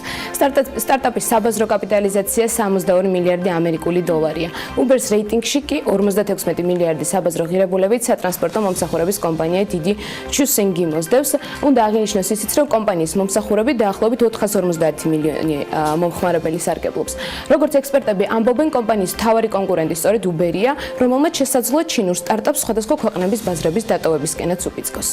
წარმატებულ სტარტაპს ათეულში ალიბაბას კიდევ ერთი შვილობილი კომპანია დასახელდა. ალიბაბა Cloud ბიზნეს კომპანიებს მონაცემთა გადამუშავებისა და შენახვის მომსახურებას თავაზობს, თუმცა სტარტაპი ჯერჯერობით ლოკალურია და მთელი მსოფლიოს მასშტაბით გაფართოების პერსპექტივებზე მუშაობენ. რაც შეეხება მის ღირებულებას, ამ დროისთვის 29 მილიარდ ამერიკულ დოლარს უტოლდება. მას კი სულ რაღაც მილიარდით ჩამორჩება განთავსების ონლაინ პლატფორმა Airbnb, რომელიც პერმანენტულად მუშაობს განვითარებაზე და ინოვაციების დანერგვაზე. უნდა აღინიშნოს ისიც, რომ სტარტაპი პოპულარულია საქართველოშიც და ბინების გაქერავების საერთაშორისო საიტზე საქართველოდან რეგისტრაცია დაახლოებით 40%-ით არის გაზრდილი. გარდა ამისა, Airbnb-ის მეპატრონეები ბიზნესის გაფართოების ფარგლებში საკუთარი ავიაკომპანიის დაფუძნებასაც განიხილავენ და სამომავლოდ klienteებისათვის ყველა ტურისტული მომსახურების გაწევაზე ფიქრობენ. კიდევ ერთ ჩინურ სტარტაპ კომპანიაზე გავამახვილებ თქვენს ყურადღებას, რომლის ცნობადობაც ჩინეთის ბაზარს არ ცდება. მზა საკვების მიწოდება, პარკინგზე ავტომობილის გარეცხვა, სხვადასხვა აქციები და ფასდაკლებები, კინოსა და თეატრის ბილეთებზე. ეს ის მომსახურებებია, რომელსაც სტარტაპი მეითუან დიმპინგი გვთავაზობს. კომპანიის საბაზრო კაპიტალიზაცია 30 მილიარდი ამერიკული დოლარია. გარდა ამისა, რეიტინგში ასევე მუსიკალური სტარტაპიც მოხვდა სახელწოდებით Tencent Music-ი, რომლის საბაზრო ღირებულება 30 მილიარდი ამერიკული დოლარია. აქვე დავამატებ, რომ კომპანია გეგმავს ნიუ-იორკის საფონდო ბირჟაზე აქციების განთავსებასაც. რიგით მე-9 პოზიციას კოსმოსური რაკეტების მწარმოებელი ამერიკული კომპანია SpaceX-ი იკავებს. კომპანია 2002 წელს ილონ მასკმა დაარსა და მისი მიზანია კოსმოსური ფრენების მკვეთრი გაიაფება, რაც კაცობრიობას მარსის კოლონიზაციის საშუალებას მისცემს. ფასის მკვეთრი შემცირება ძირითადად უნდა მოხდეს რაკეტების მრავალჯერადი გამოყენების შედეგად. SpaceX-მა უკვე მოახერხა რაკეტის პირველი საფეხურის დედამიწაზე დაბრუნება და რბილად დასმა, ხოლო მისი დამფუძნებლის ირგვლივ ქრონიკული სკანდალების მიუხედავად ის მაინც ერთ-ერთ ყველაზე ძვირადღირებულ კომპანიად რჩება ბაზარზე. და ბოლოს ათეულს 20 მილიარდი ამერიკული დოლარის საბაზრო კაპიტალიზაციით Flipkart იკავებს. ინდოელი პროგრამისტებით დაკომპლექტებული ელექტრონული კომერციის პლატფორმა 2007 წელს დაფუძნდა და ინდური ბაზრის დაახლოებით მე-13-ს აკონტროლებს. მიმდინარე წლის აგვისტოში კი კომპანია Walmart-მა შეიძინა. აქვე რახან სამთავრობო ამერიკის შეერთებული შტატები ვახსენეთ დასაწყისშიც, მისმა პრეზიდენტმა დონალდ ტრამპმა ფედერალური სარეზერვო სისტემა FED კიდევ ერთხელ და საკმაოდ მწვავედაც გააკრიტიკა. მას კონტროლიდანაც გასული უწოდა, ესე პირდაპირ. პრეზიდენტის გაღიზიანება ამჯერად გაზრდილმა საპროცენტო განაკვეთმა კვლავ გამოიწვია. სარეზერვო ფონდის რეაქცია ვიცი, მაგრამ ჰქონდა თუ არა ტრამპის სიტყვას გავლენა ბირჟებზე, ამას უკვე გალტენდაგარტის სათავო ოფისიდან გოგა მელიქიძე გვეტყვის, მით უმეტეს იმის ფონზე, რომ გასული კვირის ძირითადი ინდექსები უკლებლივ ყველა კლების ტენდენციით იყო, გარდა ერთისა. წარმოუდგენელი ამბავი იყო, ოქრო გაიზარდა, ხო და ჩემი ოქრო ჩემთან, გოგა მელიქიძე, საბროკერო მიმართულების ხელმძღვანელი, გალტენდაგარტის სათავო ოფისიდან აგერ გვერდება და ეხლავე გეტყვით ყველაფერს სხარტად და ისე როგორც საჭიროა უმაღლესი დონის ანალიტიკით. გოგა, წარმატებული ეთერი. დილამშვიდობისა გიორგი, მივესალმები ტელემაყურებელს. საკმაოდ საინტერესო კვირა გქონდა გასული კვირა, იმიტომ რომ შეიძლება ითქვას, რომ მესამე კორექცია თუ შაბათს კორექცია ეწოდოს დავინახეთ ბაზრებზე მიმდინარე წლის მანძილზე. 4 შაბათს დაიწყო ესე ვთქვათ გაყიდვების გაზრდილი მოცულობები ბაზარზე და 4 შაბათს და 5 შაბათს გაგრძელდა. მნიშვნელოვნად დავარდა ყველა მსოფლიოში ყველა ესე ვთქვათ ინდექსი და ამერიკაში საკმაოდ ესე ვთქვათ კარგად დავარდა Dow Jones-ი, მნიშვნელოვნად დავარდა S&P 500-ი, შედარებით ნაკლებად დავარდა Nasdaq-ი და გულისხმობს სადღაც Dow Jones-ი და S&P დავარდა 4.5%, Nasdaq-ი დავარდა სადღაც 3.5%, ანუ უფრო ნაკლებად ვიდრე მსხვილი ინდექსები, უფრო ინდუსტრიული ინდექსები, იმიტომ რომ ვიცით Nasdaq-ში უფრო მეტად ტექნოლოგიური კომპანიები შედიან. წლის დასაწყისიდან დღემდე თუ წლის მანძილზე შევხედავთ ამ ინდექსებს, ამერიკული საფონდო ინდექსები ისევ ინარჩუნებენ ზრდას. ანუ სადღაც 4-5%-იანის და ისევ აჩვენებენ და ჩვენ რო ევროპაზე გადავალთ, ევროპაზე რო ვისაუბრებ, იქ აღნიშნავ, რომ ევროპის შემთხვევაში ეს წლის თვალსაზრისით ინდექსები მნიშვნელოვან, ესე ვთქვათ, უარყოფით ზდაში გადავიდნენ. ამერიკას რო დაუბრუნდეთ ისევ, თავარი კითხვა რამ განაპირობა ესეთი ვარდნა, ანუ რა იყო კონკრეტული მიზეზი.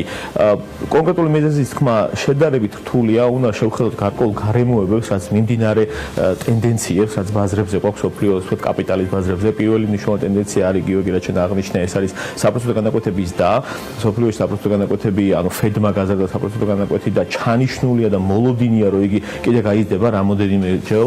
ერთხელ საშუალო, ანუ ერთი მონეტარული პოლიტიკაა ჩანიშნული მიმდინარე წლის მანძილზე, 4 ესე ვთქვათ მონეტარული პოლიტიკის სხდომა 2019 წლის მანძილზე, მოსალოდნელია, რომ კიდე გაიზრდება საპროცენტო განაკვეთი.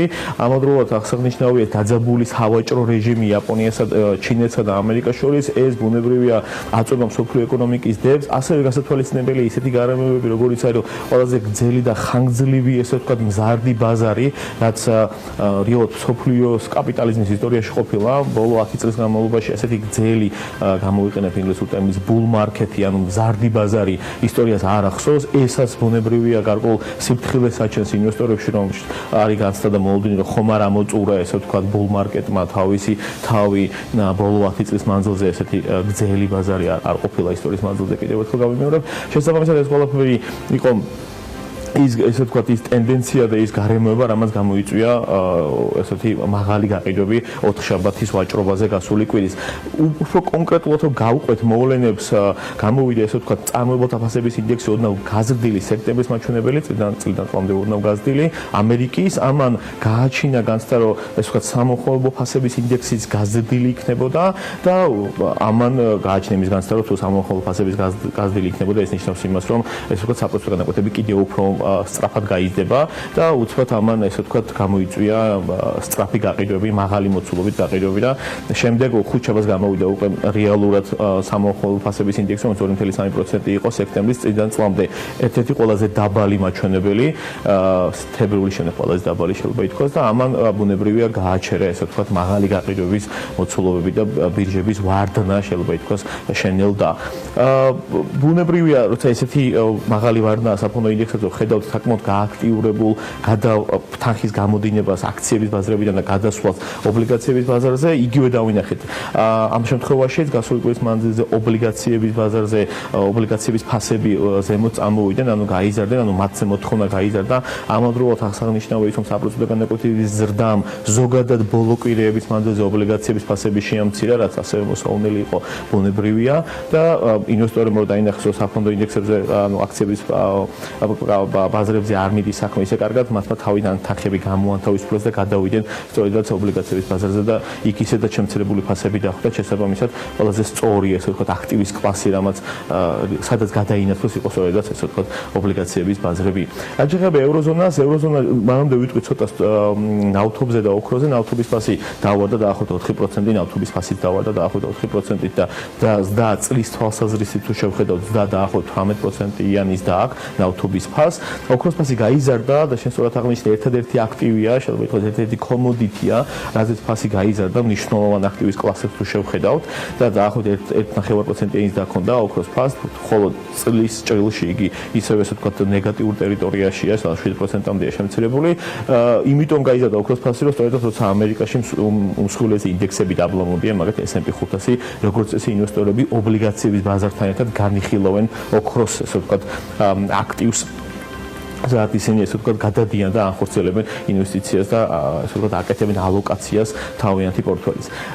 რაც შეეხება ევროზონას, ევროზონამაც ბუნებრივია გაიზიარა იგივე ტენდენცია, რაც ამერიკაში იყო, ძირითადი ევროპული ინდექსები, STOXX 600, DAX-ი, რაც გერმანული ინდექსია, CAC 40, ფრანგული ინდექსი, ბრიტანული ინდექსები, FTSE 50, FTSE 100 და სხვა ევროზონის ინდექსები მნიშვნელოვნად შემცირდნენ ფასში, საშუალოდ 4.5%-ით, წლის თვალსაზრისით დაახლოებით 10%-იან უკვე კლება საჩვენებენ ევროზონის ინდექსები, რაც შეიძლება ითქვას, რომ საკმაოდ მნიშვნელოვანი ვარდნაა, თუ წლის თვალსაზრისით შევხედავთ ევროზონის ინდექსებს. ასევე ევროზონას აწვება ის გარემოება, რომ იტალიაში გარკვეული კრიზისია მომწიფებული, როგორც ვიცით, იტალიის ეს ვთქვათ ხელისუფლებამ დაგეგმა უარყოფითი ბიუჯეტი და ამას საკმაოდ ვთქვათ ნეგატიური რეაქცია მოყვა ინვესტორების თვალსაზრისით. იტალიის სახელმწიფო ობლიგაციებზე ფასი მნიშვნელოვნად დავარდა და მიუხედავად ამისა იტალიის ხელისუფლება და პრემიერ-მინისტრი ძახისო მათმა თავიანთი არჩევნების დროს კამპანიაში ახსენეს, რომ ისინი შეამცირებდნენ გადასახადებს და აქედან გამომდინარე ისინი არ აპირებენ რომ გადახედონ თავიანთ საბიუჯეტო დეფიციტს, რომელსაც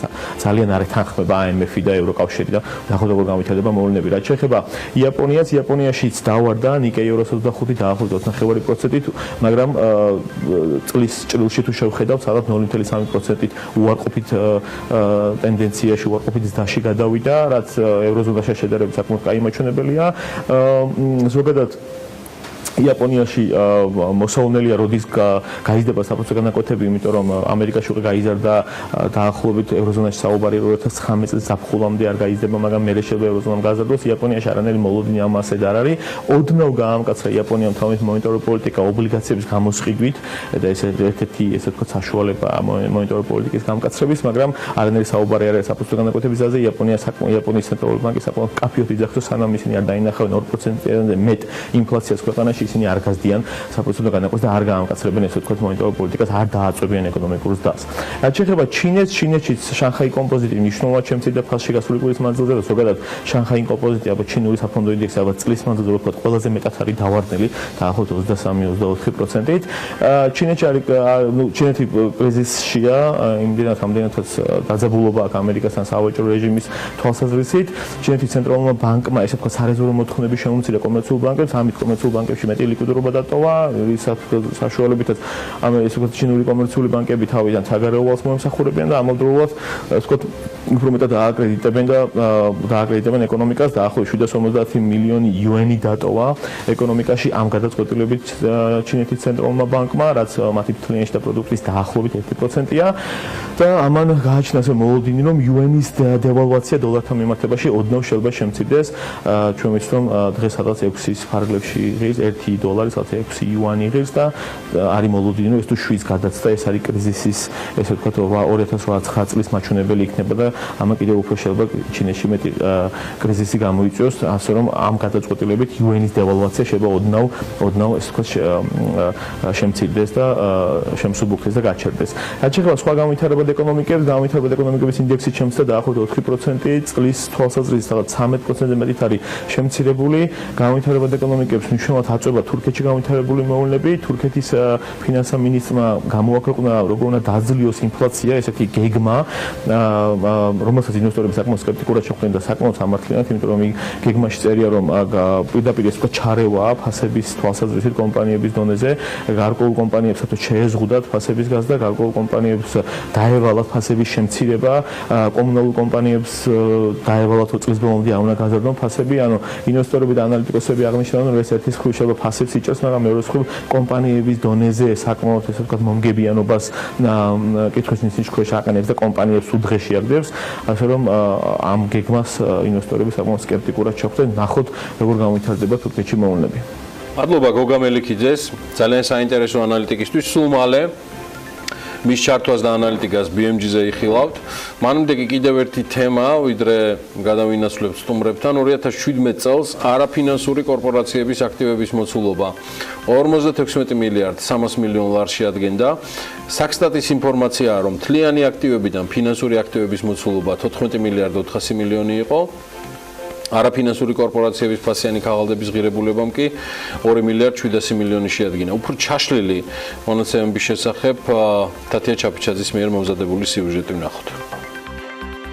2017 წელს საქართველოში საფინანსო მომსახურების საქმიანობით დაკავებული 2379 საწარმო ფუნქციონირებდა, რომელთა დეკლარირებულმა შემოსავლებმა 4610,9 მილიონი ლარი შეადგინა. აქედან 74% საპროცენტო და მასთან გათანაბრებულ შემოსავლებს მიეკუთვნება. 10,4% მოდის საკომისიოებზე, ხოლო დანარჩენი 15,6% სხვა სახის შემოსავლებზე ნაწილდება. 2017 წელს საფინანსო მომსახურების საქმიანობით დაკავებული საწარმოების საპროცენტო ხარჯებმა 1469.7 მილიონი ლარი შეადგინა. დასაქმებულთა შრომის ანაზღაურებაზე 819.9 მილიონი ლარი დაიხარჯა.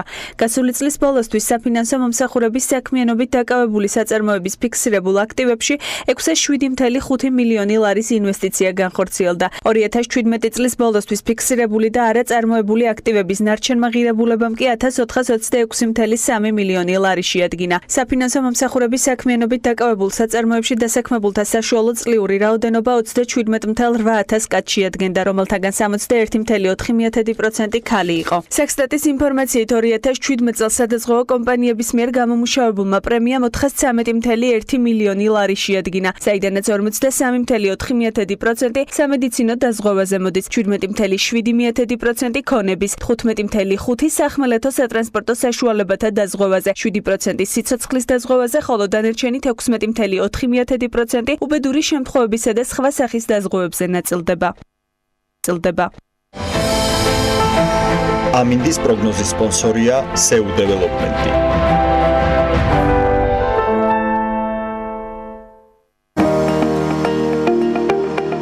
ამინდის პროგნოზის სპონსორია სადაზღვევო კომპანია უნისონი. თავისუფალი დაზღვევა თქვენი სიმშვიდისათვის.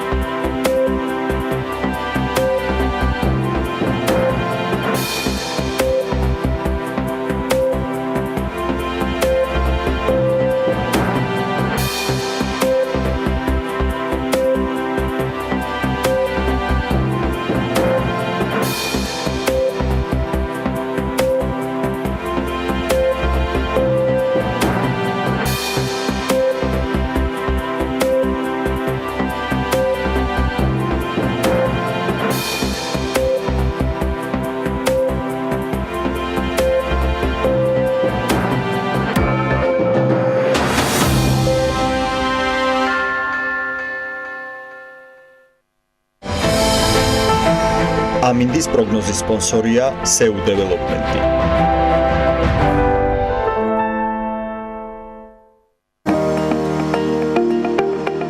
ამინდის პროგნოზის სპონსორია სადაზღვევო კომპანია უნისონი. თავისუფალი დაზღვევა თქვენი სიმშვიდისათვის.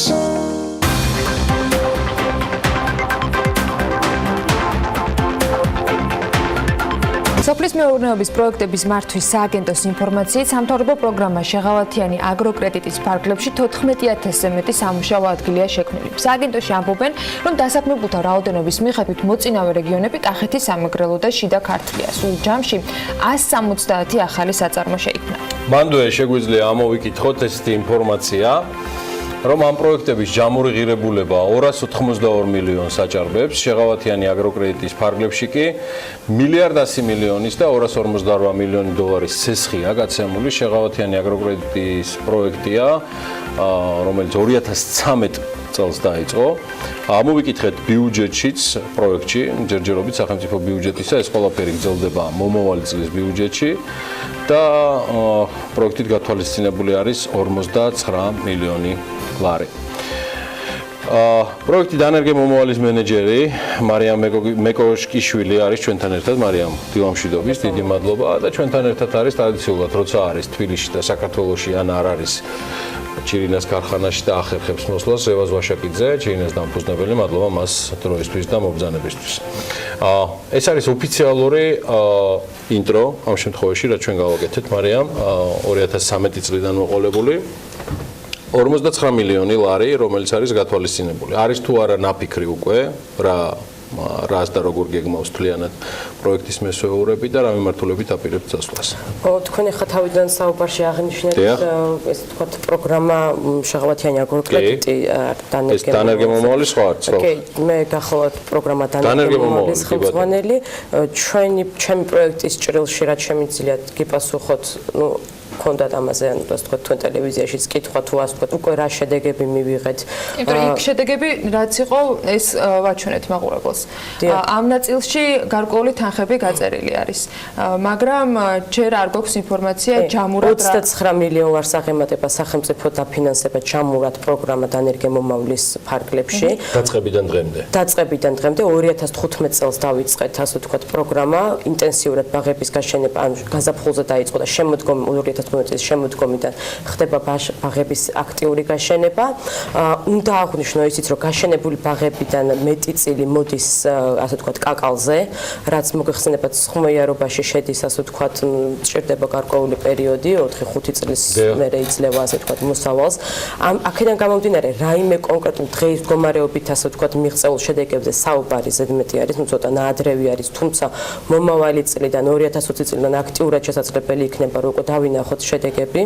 5500 ჰექტარზე არის ეს ახალი ბაღები, ინტენსიური ბაღები გაშენებული, რომელიც როგორც ასე ვთქვათ, ენერგებით თანადაფინანსებაში მოხდა სახელმწიფოს მხრიდან, ასევე წვეთოვანი სარწყავი სისტემის მონტაჟის ღირებულების თანხების დაფინანსებული არის და როგორც პროექტის ხელმძღვანელი 2019 წლისთვის ბიუჯეტიდან არის თუ არა უკვე იდენტიფიცირებული დანერგემომავალი რა თანხის ათვისებას არა, ეს ყოველწლიურად პროექტის ბიუჯეტი ყოველწლიურად მტკიცდება ჯერჯერობით, ну ასე ანუ ვიდრე აგრეგირებული ბიუჯეტი არ დამტკიცდება და მერე ხდება ჩაშლა უკვე რა არის. დღეს მგონია ვერ გეტყვის თუ რა, თუმცა რა თქმა უნდა გაათვლები გვაქვს და მე მაქვს ინფორმაცია, მაგრამ ახლა ეს ინფორმაცია რამდენად შემიძლია თქვენ გამოდე ჯერ დამტკიცებული არ არის, რომ გავასაჯარაო, მაგრამ ну ყოველ შემთხვევაში დღეს მგონია პროგრამა გრძელდება აქტიურად, დავამატეთ კენკროვანების ქვეკომპონენტიც, რომელიც ანუ ისწინებს აქტიურად 100%-ით კენკროვანი კულტურების დაფინანსებას.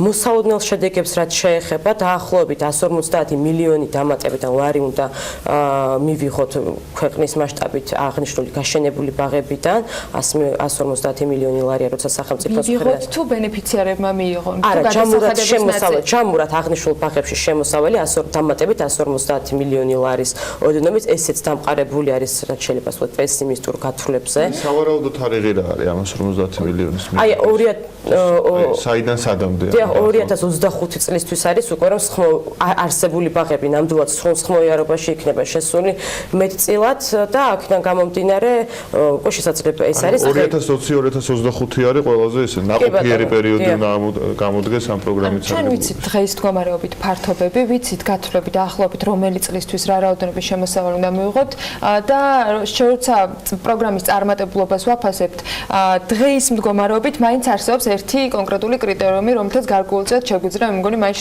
შევიქნათ გარკვეული შთაბეჭდილება. ეს არის თავად ამ ბაღების გაშენების, თქვათ, სიცოცხლის უნარიანობა ამ პერიოდის განმავლობაში, რა მდგომარეობაში არიან, ან დაწყებული პროექტები დღეს რა ეტაპზე მივიდნენ. ამაზე რა სტატისტიკა გვაქვს და რა მონაცემები გვაქვს? აი, როგორც მოგახსენეთ, მეტი წილი კაკალზე მოდის გაშენებული ბაღებიდან და ეს კითხვა ჩვენს რა თქმა უნდა გვებადება და ვაკეთებთ ამის კონტროლს და ზუსტად 2017 წლის ბოლოს მიმდინარე წლის დასაწყისში, ანუ თქვათ, დავუკავშირდით ყველა ბენეფიციარს, გარდა იმისა, რომ ყველასთან მონიტორინგი ხორციელდება ყველა გაშენებულ ბაღებში, ყველა ბენეფიციარი, ასე ვთქვათ, ჩვენ მიერ არის, ასე ვთქვათ, ნანახი და რამდულად შეასრულეს თუ არა მიზნობრიობა. გარდა ამისა, აქტიურად ხდება მათთან, ასე ვთქვათ, სატელეფონო კონტაქტი და ვინტერესდებით სწორედ იმით, თუ რა პროცენტული მაჩვენებელი, ხა ის კონკრეტულად კაკლებზე გაკეთდა იქიდან გამომდინარე, რომ დიდი წილი სწორედ აღნიშნულ კულტურაზე მოდის და დაახლოებით გაშენებული ბაღების, ну რაც ისედაც 10-15% ისედაც არის, რომ რასაც ნერიქსაც მიიღებ იქიდან შესაძლებელია რომ იყო რამდენიმე ბაღი 4-5 ათეული ბაღი რომელმაც ასე ვთქვათ განიცადა რაღაცა ასე ვთქვათ სრულადაც ვერ დავარქოთ, ну 50% რო გახმება შეგვიძლია წარუმატებელი იყო 10 შემთხვევა რაც შეგვიძლია ესე რომ გამოვყოთ, მაგრამ დანარჩენ შემთხვევაში აი 20-25% იყო რომელთანაც თვითონ აქვს მოლაპარაკება ბენეფიციარებს, უნდა აღვნიშნო რომ ბენეფიციარები აქვს თვითონაც წერენ ხარჯს. შესაბამისად, მათ ინტერესებშიც არის, რომ მეორე მხარეს სანერგეს მოსთხოვონ ისეთი ხელშეკრულებები, სადაც დაფიქსირებული იქნება, რომ ის გავშის პრობლემების შემთხვევაში ჩანაცვლება მოხდეს ნერგების, სარწყავი სისტემების 5 წლიან გარანტიებს აძლევენ და მათთანაც თანამშრომლობა აქტიურად რომ მოხდეს, თუ რაიმე ხარვეზი იქნება მათ მიერ დამონტაჟებულ სისტემებში, ანუ ეს აქტიურად, ასე ბენეფიციარიც არის ერთ-ერთი მონაწილე მნიშვნელოვანი მხარე ამ შემთხვევაში არ ხდება მხოლოდ სახელმწიფო დაფინანსება, ბენეფიციარიც იღებს გადაწყვეტილებას. კიდევ ერთ კითხვას დაგისვამ, სანამ ბატონ როზისთან გადავალ, თქვენ კენკროვანი კულტურების წახალისება ახსნეთ მომავალი წლის გეგმაში. რის მიხედვით არჩევთ, რომელი მიმართულებით უნდა იყოს წახალისებული ესა თუ ის კულტურა? მომავალი წლის გეგმაში არის უკვე დავიწყეთ 20 სექტემბრიდან დაწყებული გვაქვს მიმდინარე ხო, ну წელს მცირედ რო არის, თუმცა განაცხადების მიღება აქტიურად ხორციელდება და საშემოდგომოთაც არის შესაძლებლობა რომ რა თქმა უნდა იყოს უკვე ბაღები გაშენებული, მაგრამ მანდ რაღაც მოთხოვნა გვაქვს რომ მუნიციპალიტეტიდან 5 ჰექტარი მაინც უნდა მოგროვდეს და ასე ვთქვათ, ახლა მთლიანად მუნიციპალიტეტებზე არის ასე ვთქვათ, როგორი აქტიურებენ და რამდენად მოაგროვებენ აღნიშნულ მიწის ფართობებს. რაც შეეხება იმას თუ რატო გადაწყდა მაინც და მაინც კენკროვანი კულტურები, ამას რამდენიმე ახსნა აქვს. პირველი ის რომ ეს ქვეკომპონენტი კენკროვანი კულტურების დაფინანსების ქვეკომპონენტი გათვლილი არის მცირე მიწიან ფართებზე. ანუ თუ დანერგე მომავლის ფარგლებში 1 ჰექტარიდან 20 ჰექტარამდე ხდებოდა ბაღების გაშენება, ამ შემთხვევაში მაქსიმუმი გახოლთ 9 ჰექტარი და იმ რეგიონებზე არის გათვლილი, სადაც ასე ვთქვათ არის ფრაგმენტირებული მიწის ნაკვეთები, ანუ ვერ ხერხდება მიწები, 1 ჰექტარს იქ ფიზიკურად ვერ აერთიანებდნენ ბენეფიციარები, რომ ჩართულიყვნენ ბაღების კომპონენტში. ამის გამო უნდა შერჩეულიყო ისეთი კულტურა, რომელიც იქნებოდა ასეთ მცირე მიწიან ფართობებზეც შემოსავლიანი.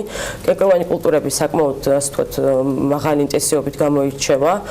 რაც გვაინტერესებს ხოლმე აი ეს მსხმოიარობაში შედის მოკლე პერიოდში 5-6 წელი კაკალიებით და სხვა კულტურებით არ სჭირდება. მესამე წლიდან უკვე შესაძლებელი არის მოსავლის მიღება, შესაბამისად შემოსავლის წყარო უჩნდება ბენეფიციარს და გარდა ამისა საერთოდ მოთხოვნა არსებობს ბაზარზე კენკროვანების კუთხით.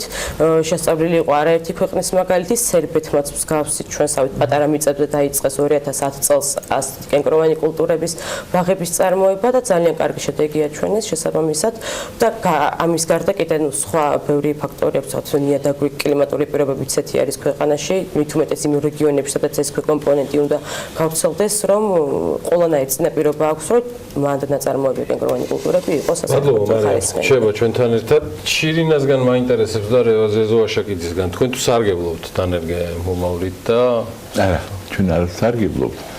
მაგრამ დღეს მე ძირითადად ქათამს აღარ ვილაპარაკებ. ხო, დღეს ის შემთხვევაა, როცა ბიუბიოს არ შევეხები. შემოდგომა ისე მე ცოტა ისტორიას მოვყვები და იდეოლოგიურად რატომ დაიწყო სოფლის მეურნეობის სამინისტრომ ინიციირება ამ სფეროში.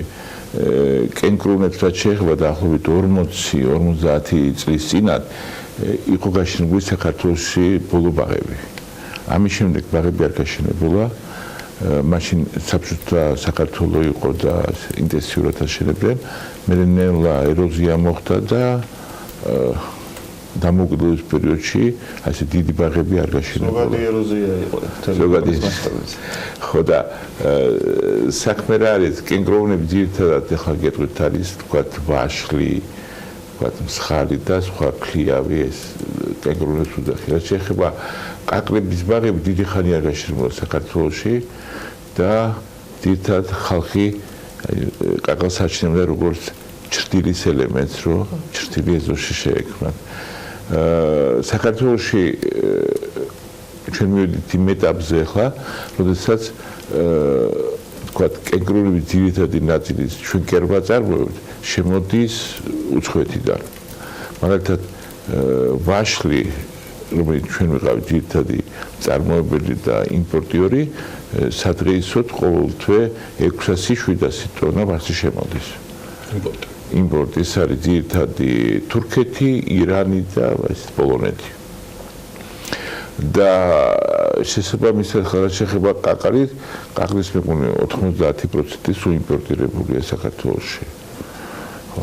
ამით ეს არის ესეთი უხეში შეფასება თქვენი მხრიდან თვითონ ეს არის უხეში შეფასება ხო პროექტის და ალბათ ჩემი აზრით სოფლის მეურნეობის სამინისტრომ ეს გულანთებული ხალხი იყო და გადაწყვიტეს, რომ დაეწყოთ ეს ხმიარ შევაფასებ ამას ეს. დადებითი იყო თუ არ ყოფილი. თუმცა კენგროვანზეც და კაკლის კულტურაზეც გავიგე საფუძველიდან მოყოლებული დრომდე. ხო, ეს იყო და რასაკვირველია თუ ეს ჩვენ აუგებით და ვაწარმოებით და გახვდები არ მეწარმოებული და მე იმპორტიორების კარგია რასაკვირველია. ალბათ პერსპექტივაც ეგ უნდა იყოს რეალურად, ხო ბატონ რეზო, ჩანაცვლება რეალურად ამ ყველაფრის. პერსპექტივაც ეს უნდა იყოს გეთაქვით, მაგრამ ეს სახელმწიფო კერნო გააკეთოს ხალხმა. ფერმერებმა და სახელმწიფო ჩემი აზრით უნდა შექმნას პირობები, რომ ეს მოხდეს. საწყის პირობებზე და გარემოზე. საწყის პირობებზე, რაც შეეხება გარემო და კლიმატი მარიამ აღნიშნა საუკეთესოა საქართველოში ეს რომ მოხდეს და იყოს. რაც შეეხება კომპანია ჩირინას ჩვენ დაახლოებით 1-5 წლის წინ გადავწყვიტეთ განახორციელოთ ვაშის ბაღების და ცხვრის ბაღების გაშენება და ნაწილობრივ კაკლისაც გეტყვით.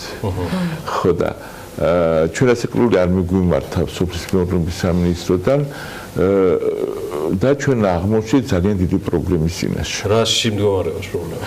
რაში მდგომარეობს ეს პრობლემა? ჩვენ ეს კი ბაღები რო გავაშენეთ, ჩვენ ეს ჩამოვიტანეთ საუკეთესო ენერგიები, გადავხურეთ მთლიანად, ყველაფერი კარგი იყო, კლიმატური პირობები ყველაფერი კარგია.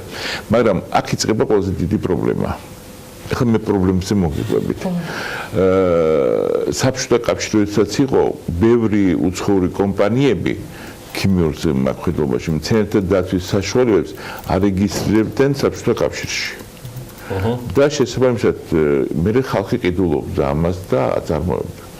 ახლა სადღეისოდ ჩვენ რომ ბაღების გაშენება დავიწყეთ, ეს არის ინტენსიური ბაღები. ინტენსიურ ბაღებს გეტყვით, რომ თავისი პრობლემა ჭირს, რომ უნდა დაცვა, ეს ქიმიური საშუალებების შემოტანა, ელემენტარულად იქ მართვა საჭირო, რამდენი ყვავილი ექნება, როდის ექნება, როდის უნდა დაყაროს ეს ყვავილი და რაღაცა.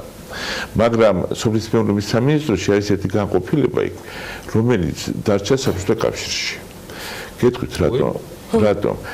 იმიტომ რომ ეს საშუალებები რო ჩვენ შემოვიტანოთ, საჭირო არის ეს წამლები ყველა დაარეგისტროს უცხოურმა კომპანიებმა.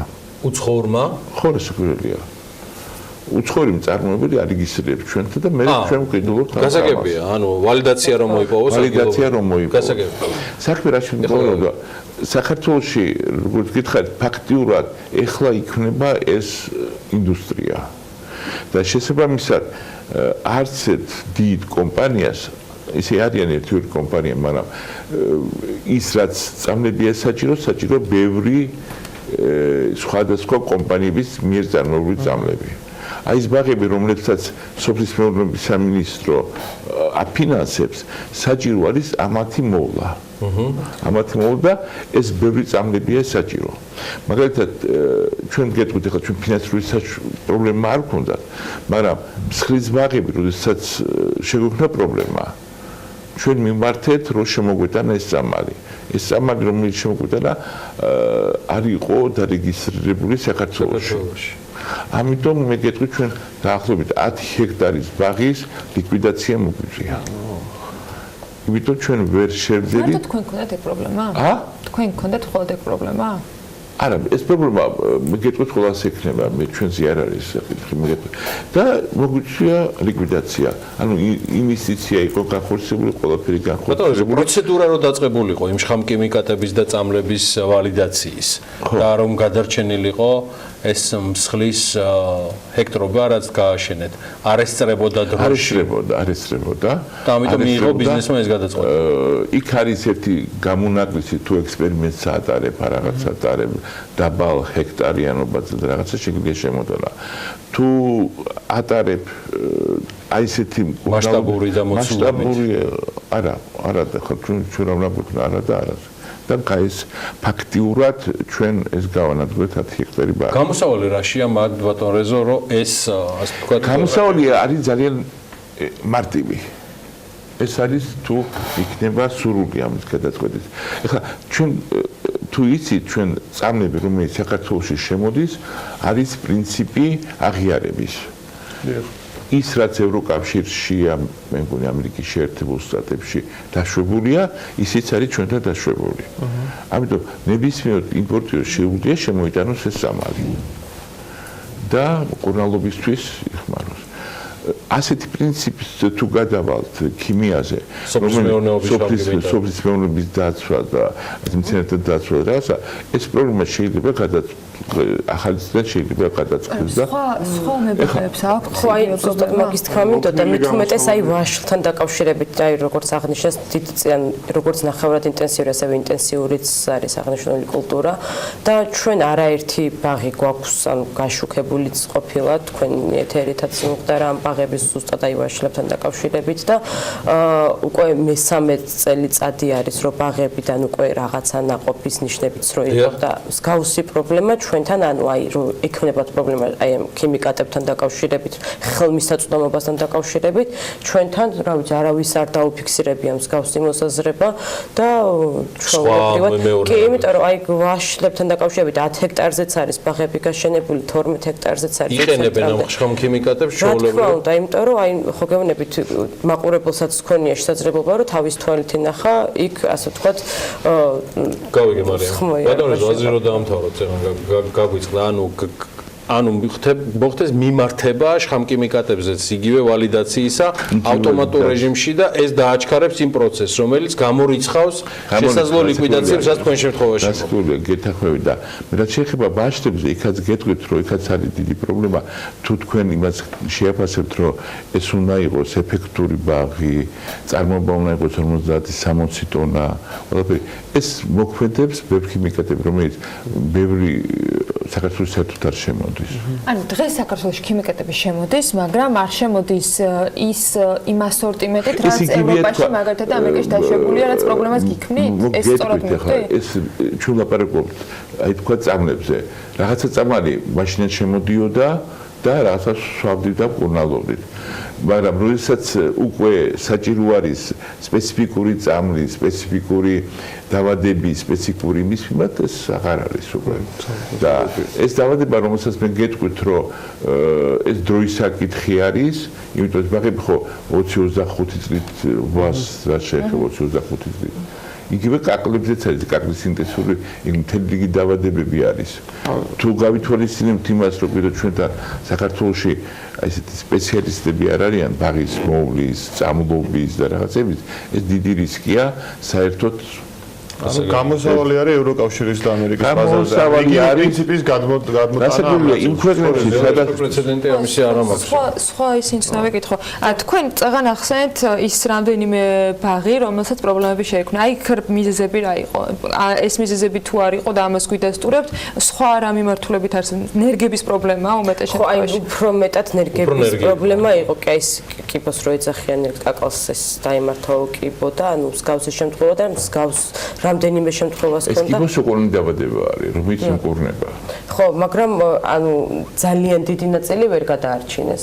ანუ გვიანი იყო მათი მხრიდან ჩარევა, ან დროზე ვერ მიაკვლეს მიზეზ თურის გამო მოხდა და აი უფრო ეს იყო ძირითადად ეს მიზეზები მსახურობდა. მაგრამ როგორც დანერგე მომავალის ტოპ მენეჯერს შეიძლება და ეს არ არის პირდაპირ თქვენს ქვეშ ეგ თემა, მაგრამ რაზეც ბატონი რეზო საუბრობდა, პირდაპირ ჩივილები ამ პრეცედენტი ამისი სხვა მეურნეობიდან არა, ნამდვილად რა ის ჩვენამდე არ მოსულა. ქიმიკატებთან ანუ ხელმისაწვდომობის პრობლემა შექმნდეს ვინმე, მსგავსი ანუ არსად არანაირი მომართვიანობა ჩვენთან ფიქსირდება ხოლმე ყოდ რიგ საკითხებზე, მსგავსთან დაკავშირებით ეს თემა არ ყოფილა. ეს თემა საერთოდ არ ყოფილა, კი ბატონო.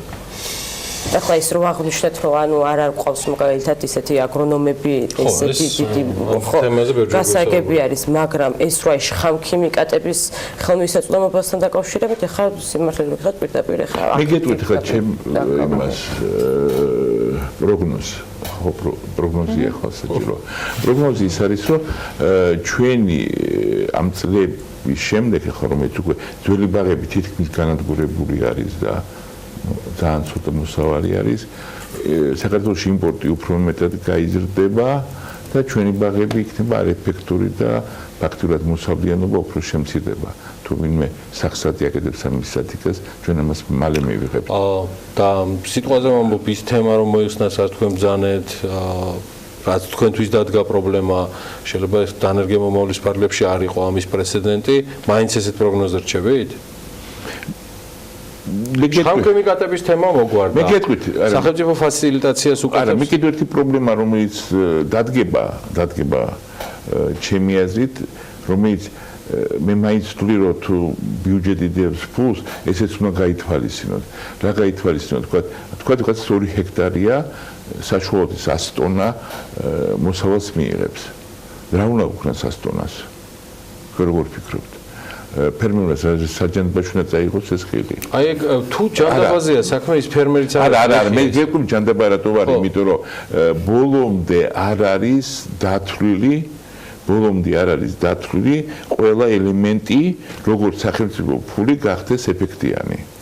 მე რატო გეუბნებით, იმიტომ რომ გიპასუხებ შესაძლებელი. ანუ ეს სადაც წაიღოს ბენეფიციარებმა ეს მოსავალი, ну ცოტა იქიდან მე იმიტომ აღვნიშნე ზუსტად თავი დასაწყისში, რომ ბენეფიციარიც თავის და წილად წევს ხარჯს.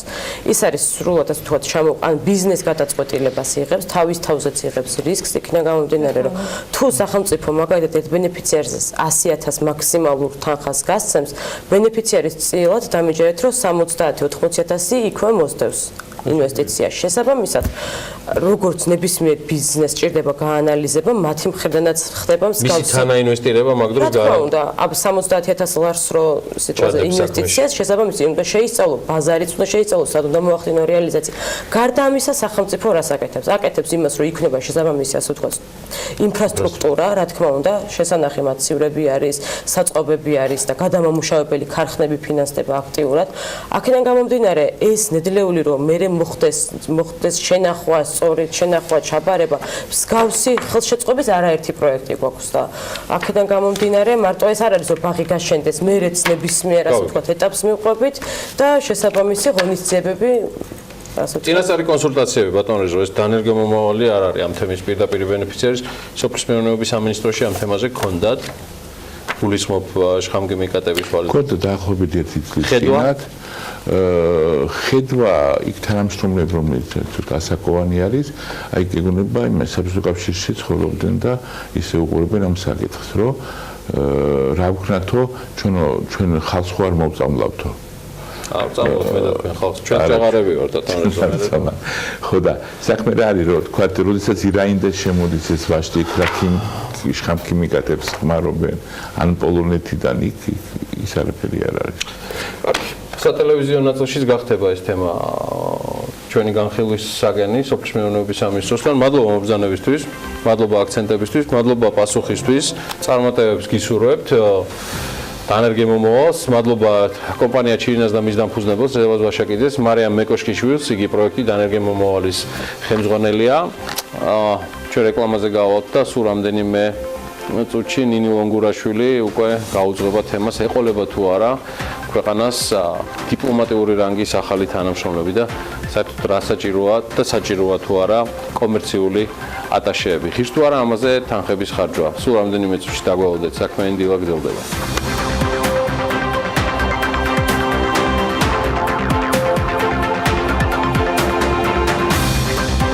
სოფლის მეურნეობის პროექტების მართვის სააგენტოს ინფორმაციით, სამთავრობო პროგრამა შეღავათიანი აგროკრედიტის ფარგლებში 14,000-ზე მეტი სამუშაო ადგილია შექმნილი. სააგენტოში ამბობენ, რომ დასაქმებულთა რაოდენობის მიხედვით მოწინავე რეგიონები კახეთი, სამეგრელო და შიდა ქართლია. სულ ჯამში 170 ახალი საწარმო შეიქმნა.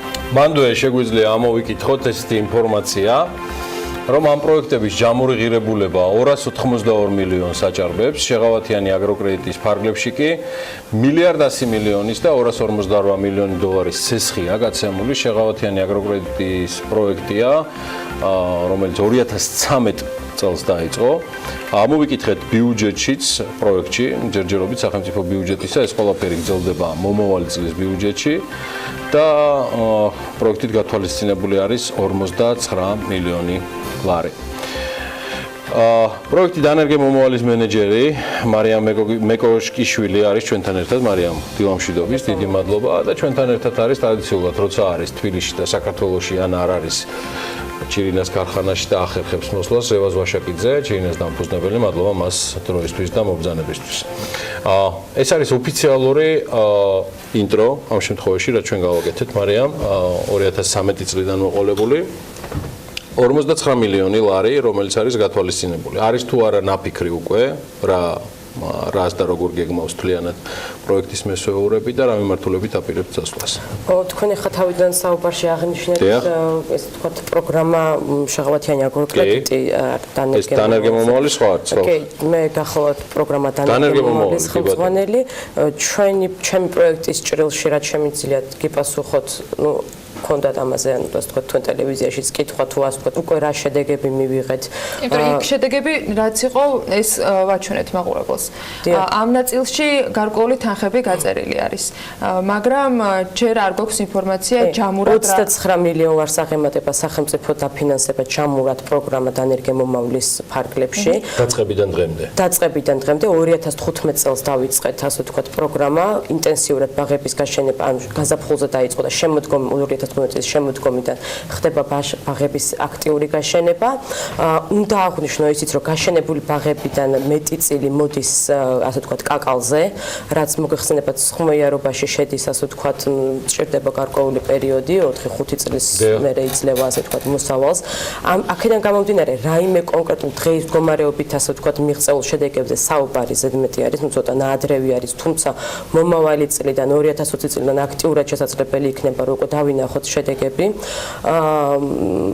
5500 ჰექტარზე არის ეს ახალი ბაღები, ინტენსიური ბაღები გაშენებული, რომელიც როგორც ასე ვთქვათ, ენერგებით თანადაფინანსებაში მოხდა სახელმწიფოს მხრიდან, ასევე წვეთოვანი სარწყავი სისტემის მონტაჟის ღირებულების თანხების დაფინანსებული არის და როგორც პროექტის ხელმძღვანელი 2019 წლისთვის ბიუჯეტიდან არის თუ არა უკვე იდენტიფიცირებული დანერგემომავალი რა თანხის ათვისებას გეგმავს? არა, ეს ყოველწლიურად პროექტის ბიუჯეტი ყოველწლიურად მტკიცდება ჯერჯერობით, ну ასე ანუ ვიდრე აგრეგირებული ბიუჯეტი არ დამტკიცდება და მე ხდება ჩაშლა უკვე რა არის დღეს მდგომარეობით ვერ გეტყვის თუ რა თუმცა რა თქმა უნდა გაათვლები გვაქვს და მე მაქვს ინფორმაცია, მაგრამ ახლა ეს ინფორმაცია რამდენად შემიძლია თქვენ გამდე ჯერ დამტკიცებული არ არის, რომ გავასაჯარაო, მაგრამ ну ყოველ შემთხვევაში დღეს მდგომარეობით პროგრამა გრძელდება აქტიურად, დავამატეთ კენკროვანების კომპონენტიც, რომელიც ანუ ისწინებს აქტიურად 100%-ით კენკროვანი კულტურების დაფინანსებას.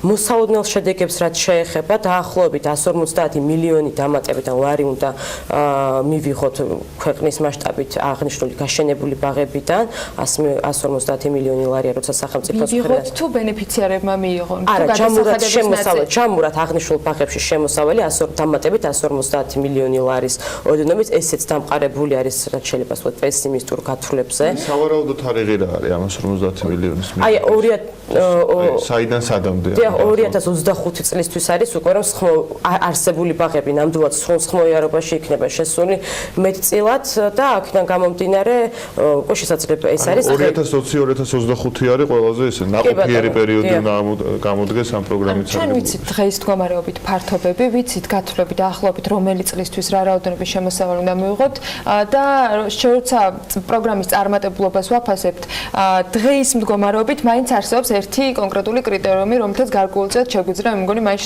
შევქმნათ გარკვეული შთაბეჭდილება. ეს არის თავად ამ ბაღების გაშენების, თქვათ, სიცოცხლის უნარიანობა ამ პერიოდის განმავლობაში, რა მდგომარეობაში არიან, ან დაწყებული პროექტები დღეს რა ეტაპზე მივიდნენ. ამაზე რა სტატისტიკა გვაქვს და რა მონაცემები გვაქვს? აი, როგორც მოგახსენეთ, მეტი წილი კაკალზე მოდის გაშენებული ბაღებიდან და ეს კითხვა ჩვენს რა თქმა უნდა გვებადება და ვაკეთებთ ამის კონტროლს და ზუსტად 2017 წლის ბოლოს მიმდინარე წლის დასაწყისში, ანუ თქვა დავუკავშირდეთ ყველა ბენეფიციარს, გარდა იმისა, რომ ყველასთან მონიტორინგი ხორციელდება ყველა გაშენებულ ბაღებში, ყველა ბენეფიციარი, ასე ვთქვათ, ჩვენი მიერ არის, ასე ვთქვათ, ნანახი და ნამდვილად შეასრულეს თუ არა მიზნობრიობა.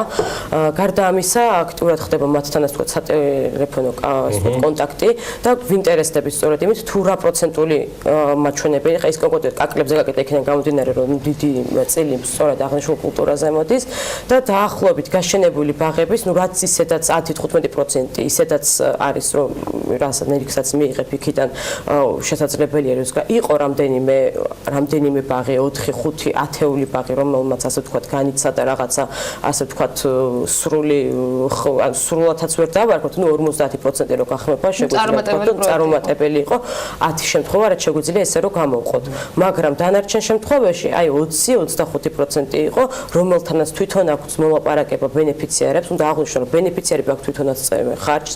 შესაბამისად, მანთ ინტერესებშიც არის, რომ მეორე მხარეს სანერგეს მოსთხოვონ ისეთი ხელშეკრულებები, სადაც დაფიქსირებული იქნება, რომ აი ის გავში პრობლემების შემთხვევაში ჩანაცვლება მოხდეს ენერგების, სარწყავი სისტემების 5 წლიან გარანტიებს აძლევენ და მათთანაც თანამშრომლობენ აქტიურად, რომ მოხდეს თუ რაიმე ხარვეზი იქნება მათ ვერ დამონტაჟებულ სისტემებში, ანუ ეს აქტიურად, ასე ბენეფიციარიც არის ერთ-ერთი მონაწილე მნიშვნელოვანი მხარე ამ შემთხვევაში არ ხდება მხოლოდ სახელმწიფო დაფინანსება, ბენეფიციარიც იღებს გადაწყვეტილებას. კიდევ ერთ კითხვას დაგესვამ, სანამ ბატონ რეზოსთან გადავალთ, თქვენ კენკროვანი კულტურების წახალისება ახსნეთ მომავალი წლის გეგმაში.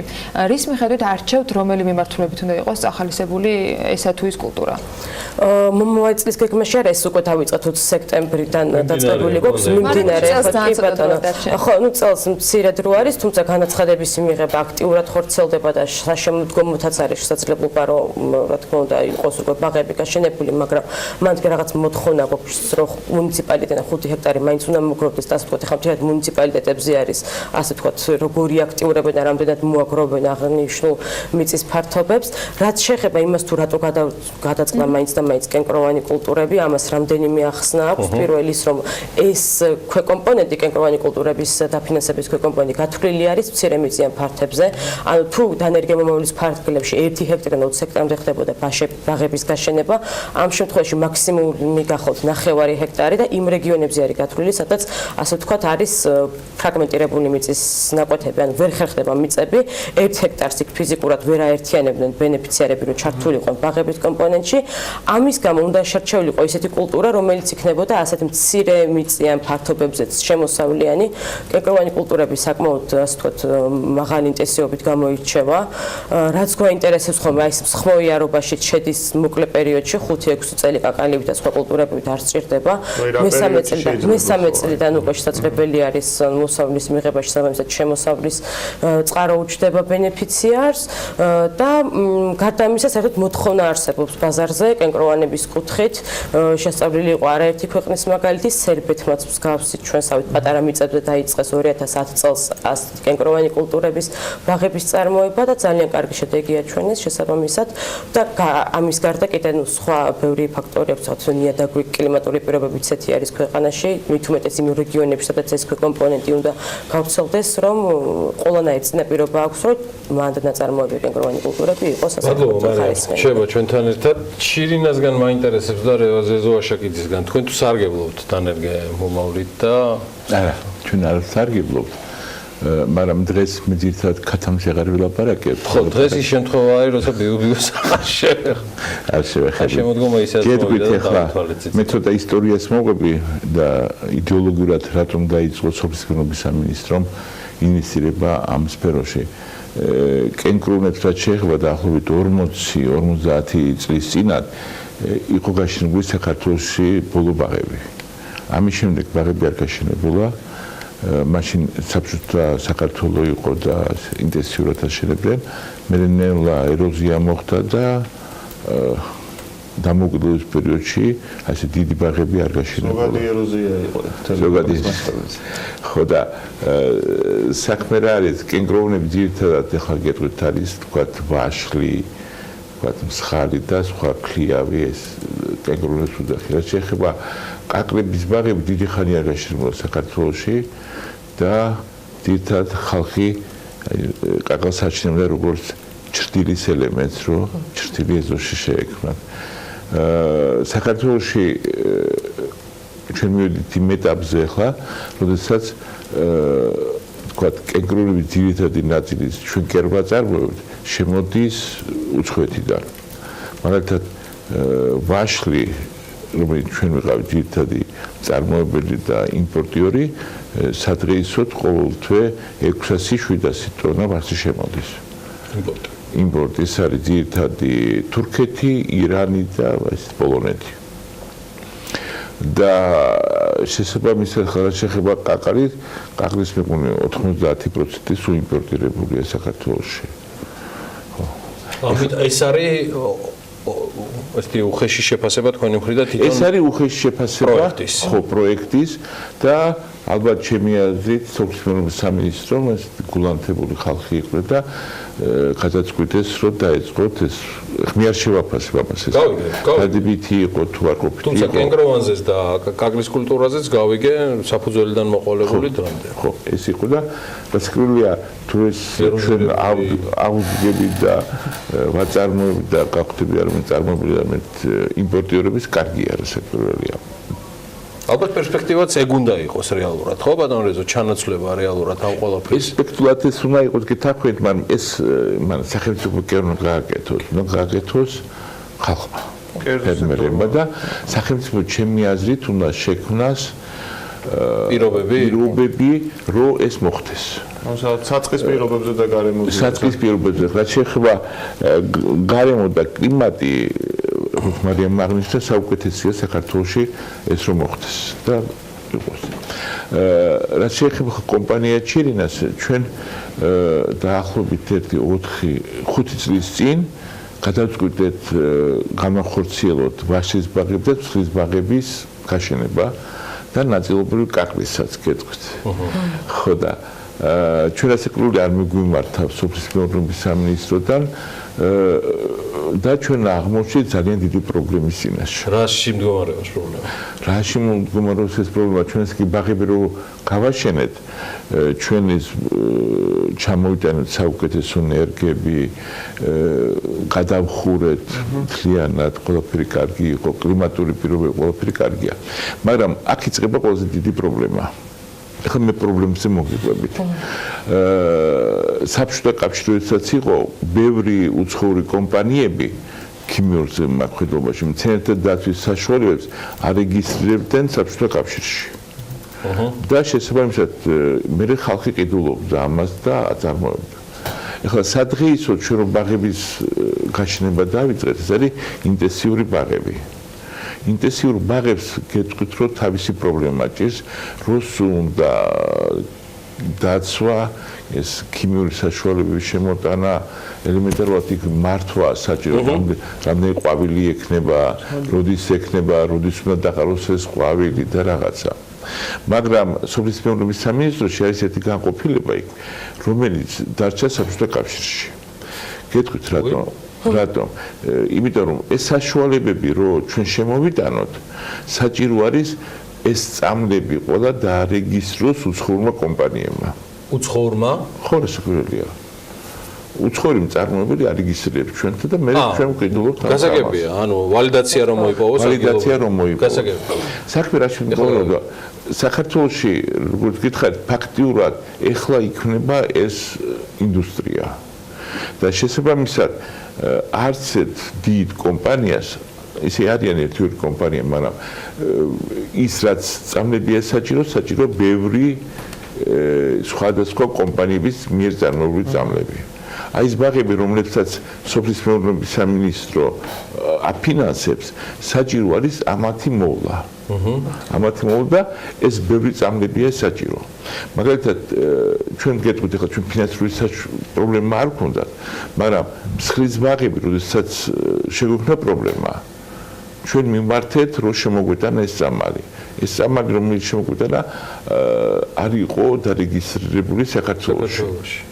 ამიტომ მე გეტყვით, ჩვენ დაახლოებით 10 ჰექტარის ბაღის ლიკვიდაცია მოგვიწია. იმიტომ ჩვენ ვერ შევძლებთ. მარტო თქვენ გქონდათ ეგ პრობლემა? თქვენ გქონდათ ხოლმე ეგ პრობლემა? არა, ეს პრობლემა მე გეტყვით ყველას ექნება, მე ჩვენზე არ არის საკითხი მე გეტყვით. და მოგვიწია ლიკვიდაცია. ანუ ინვესტიცია იყო განხორციელებული, ყველაფერი განხორციელებული. პროცედურა რო დაწყებულიყო იმ შხამკიმიკატების და წამლების ვალიდაციის და რომ გადარჩენილიყო ეს მსხლის ჰექტრობა რაც გააშენეთ, არ ესწრებოდა დროში. არ ესწრებოდა. და ამიტომ მიიღო ბიზნესმა ეს გადაწყვეტა. იქ არის ერთი გამონაკლისი თუ ექსპერიმენტს ატარებ, რაღაცა ატარებ, დაბალ ჰექტარიანობაზე და რაღაცა შეგვიძლია შემოდანა. თუ ატარებ აი ესეთი მასშტაბური და მოცულობითი. არა, ხო ჩვენ რა ვნა არა და არა. და ამასთან კაის ფაქტიურად ჩვენ ეს გავანადგურეთ 10 ჰექტარი ბაღი. გამოსავალი რაშია მაგ ბატონ რეზო რომ ეს ასე ვთქვათ გამოსავალი არის ძალიან მარტივი. ეს არის თუ იქნება სრული ამის გადაწყვეტის. ეხლა ჩვენ თუ იცით ჩვენ წამლები რომელიც საქართველოში შემოდის არის პრინციპი აღიარების. ის რაც ევროკავშირშია, მე მგონი ამერიკის შეერთებულ შტატებში დაშვებულია, ისიც არის ჩვენთან დაშვებული.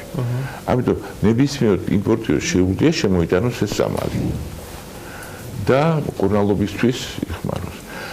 ასეთი პრინციპის თუ გადავალთ ქიმიაზე, სოფლის მეურნეობის დაცვა და მცენარეთა დაცვა და რაღაცა, ეს პრობლემა შეიძლება ახალისგან შეიძლება გადაწყდეს და სხვა მებრძოლებს აქვს. ხო, აი ზუსტად მაგის თქვა მინდოდა, მით უმეტეს აი ვაშლთან დაკავშირებით, აი როგორც აღნიშნეს, დიდწიან როგორც ნახევრად ინტენსიური, ასევე ინტენსიურიც არის აღნიშნული კულტურა და ჩვენ არაერთი ბაღი გვაქვს, ანუ გაშუქებულიც ყოფილა თქვენი ეთერითაც მოხდა ამ ბაღების ზუსტად აი ვაშლებთან დაკავშირებით და უკვე მესამე წელიწადი არის, რომ ბაღებიდან უკვე რაღაცა ნაყოფის ნიშნებიც რო იყო და მსგავსი პრობლემა ჩვენთან ანუ აი რომ ექნებათ პრობლემა აი ამ ქიმიკატებთან დაკავშირებით, ხელმისაწვდომობასთან დაკავშირებით, ჩვენთან რა ვიცი არავის არ დაუფიქსირებია მსგავსი მოსაზრება და ჩვეულებრივად კი, იმიტომ რომ აი ვაშლებთან დაკავშირებით 10 ჰექტარზეც არის ბაღები გაშენებული, 12 ჰექტარზეც არის. იყენებენ ამ ხშხამ ქიმიკატებს ჩვეულებრივად. რა თქმა უნდა, იმიტომ რომ აი ხო გეუბნებით მაყურებელსაც ქონია შესაძლებლობა რომ თავის თვალით ინახა იქ ასე ვთქვათ გავიგე მარიამ. ბატონო ზაზი რო დაამთავროთ გაგვიწყდა ანუ მოხდეს მიმართება შხამკიმიკატებზეც იგივე ვალიდაციისა ავტომატურ რეჟიმში და ეს დააჩქარებს იმ პროცესს რომელიც გამორიცხავს შესაძლო ლიკვიდაციებს რაც თქვენ შემთხვევაში გასაგებია გეთახვევი და მე რაც შეეხება ბაშტებზე იქაც გეტყვით რომ იქაც არის დიდი პრობლემა თუ თქვენ იმას შეაფასებთ რომ ეს უნდა იყოს ეფექტური ბაღი წარმოება უნდა იყოს 50-60 ტონა ყველაფერი ეს მოქმედებს ბებქიმიკატები რომელიც ბევრი საქართველოს საერთოდ არ შემოდის. ანუ დღეს საქართველოს ქიმიკატები შემოდის, მაგრამ არ შემოდის ის იმ ასორტიმენტით, რაც ევროპაში მაგალითად ამერიკაში დაშვებულია, რაც პრობლემას გიქმნით? ეს სწორად მოვხდი? ეს ჩვენ ლაპარაკობთ, აი თქვა წამლებზე. რაღაცა წამალი მაშინაც შემოდიოდა და რაღაცა სვავდით და კურნალობდით. მაგრამ როდესაც უკვე საჭირო არის სპეციფიკური წამლი, სპეციფიკური დავადები, სპეციფიკური იმის მიმართ ეს აღარ არის უკვე. და ეს დავადება, რომელსაც მე გეტყვით, რომ ეს დროის საკითხი არის, იმიტომ რომ ბაღები ხო 20-25 წლით ვას რა შეეხება 20-25 წლით. იგივე კაკლებზეც არის, კაკლის ინტენსიური მთელი რიგი დავადებები არის. თუ გავითვალისწინებთ იმას, რომ კიდევ ჩვენთან საქართველოში ესეთი სპეციალისტები არ არიან ბაღის მოვლის, წამლობის და რაღაცების, ეს დიდი რისკია საერთოდ გამოსავალი არის ევროკავშირის და ამერიკის ბაზარზე. იგი პრინციპის გადმოტანა. გასაგებია იმ ქვეყნებში სადაც პრეცედენტი ამისი არ მაქვს. სხვა ის ინცნავე კითხვა.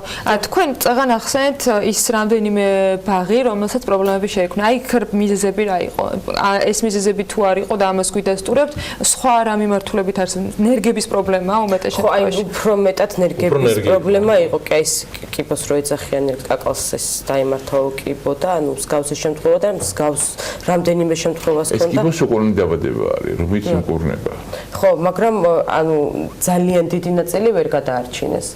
ანუ გვიანი იყო მათი მხრიდან ჩარევა, ან დროზე ვერ მიაკვლეს ან მიზეზ თურის გამო მოხდა და აი უფრო ეს იყო ძირითადად ეს მიზეზები მსახურობდა. მაგრამ როგორც დანერგე მომავალის ტოპ მენეჯერს შეიძლება და ეს არ არის პირდაპირ თქვენს ქვეშ ეგ თემა, მაგრამ რაზეც ბატონი რეზო საუბრობდა პირდაპირ ჩივილები ამ პრეცედენტი ამისი სხვა მეურნეობიდან არა, ნამდვილად რა ის ჩვენამდე არ მოსულა. ქიმიკატებთან ანუ ხელმისაწვდომობის პრობლემა შექმნდეს ვინმე მსგავსი, ანუ არსად არანაირი მომართვიანობა ჩვენთან ფიქსირდება ხოლმე ყოდ რიგ საკითხებზე მსგავსთან დაკავშირებით ეს თემა არ ყოფილა. ეს თემა საერთოდ არ ყოფილა კი ბატონო. ახლა ის რო აღნიშნეთ რომ ანუ არ ყავს მაგალითად ისეთი აგრონომები ესეთი დიდი გასაგები არის, მაგრამ ეს რო აი შხამქიმიკატების ხელმისაწვდომობასთან დაკავშირებით ახლა სიმართლე ვიხოთ პირდაპირ ახლა მე გეტყვით ხა ჩემ იმას პროგნოზია ხო საჭირო. პროგნოზი ის არის რომ ჩვენი ამ წლების შემდეგ ახლა რომ ეს უკვე ძველი ბაღები თითქმის განადგურებული არის და ძალიან ცოტა მოსავალი არის.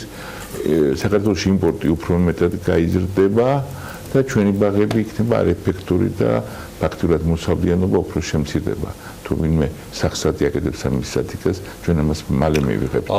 და სიტყვაზე ვამბობ, ის თემა რომ მოიხსნა რაც თქვენ ბრძანეთ, რაც თქვენთვის დადგა პრობლემა, შეიძლება დანერგემომავლის ფარგლებში არ იყო ამის პრეცედენტი, მაინც ესეთ პროგნოზზე რჩებით? შხამქემიკატების თემა მოგვარდა. მე გეტყვით, სახელმწიფო ფასილიტაციას უკეთებს. არა, მე კიდევ ერთი პრობლემა, რომელიც დადგება ჩემი აზრით, რომელიც მე მაინც ვთვლი, რომ თუ ბიუჯეტი დევს ფულს, ესეც უნდა გაითვალისწინოთ. რა გაითვალისწინოთ? თქვა 2 ჰექტარია საშუალოდ 100 ტონა მოსავალს მიიღებს. რა უნდა უქნას 100 ტონას? როგორ ფიქრობთ? ფერმერს საჯანდაბაში უნდა წაიღოს ეს ხილი. აი ეგ თუ ჯანდაბაზია საქმე ის ფერმერიც არის. არა, მე გეკული ჯანდაბა რატო ვარ, იმიტომ რომ ბოლომდე არ არის დათვლილი ყველა ელემენტი, როგორც სახელმწიფო ფული გახდეს ეფექტიანი. მე რატო გეუბნებით, იმიტომ რომ იპასუხებ სრულად შესაძლებელი. ანუ ეს სასაც წაიღოს ბენეფიციარებმა ეს მოსავალი, ნუ ცოტა იქიდან მე იმიტომ აღვნიშნე ზუსტად თავი დასაწყისში, რომ ბენეფიციარიც თავის და წილად წევს ხარჯს. ის არის სრულად ასე ვთქვათ, ან ბიზნეს გადაწყვეტილებას იღებს, თავის თავზეც იღებს რისკს, იქიდან გამომდინარე, რომ თუ სახელმწიფო მაგალითად ერთ ბენეფიციარს 100.000 მაქსიმალურ თანხას გასცემს, ბენეფიციარის წილად დამიჯერეთ, რომ 70-80.000 იქვე მოსდევს ინვესტიციაში. შესაბამისად, როგორც ნებისმიერ ბიზნესს ჭირდება გაანალიზება, მათი მხრიდანაც ხდება მსგავსი. მისი თანაინვესტირება მაგ დროს რა თქმა უნდა, ab 70.000 ლარს რო სიტყვაზე ინვესტიციას შესაბამისად უნდა შეისწავლო ბაზარიც, უნდა შეისწავლო სად უნდა მოახდინო რეალიზაცია. გარდა ამისა, სახელმწიფო რას აკეთებს? აკეთებს იმას, რომ იქნება შესაბამისი, ასე ვთქვათ, ინფრასტრუქტურა, რა თქმა უნდა, შესანახი მაცივრები არის, საწყობები არის და გადამამუშავებელი ქარხნები ფინანსდება აქტიურად.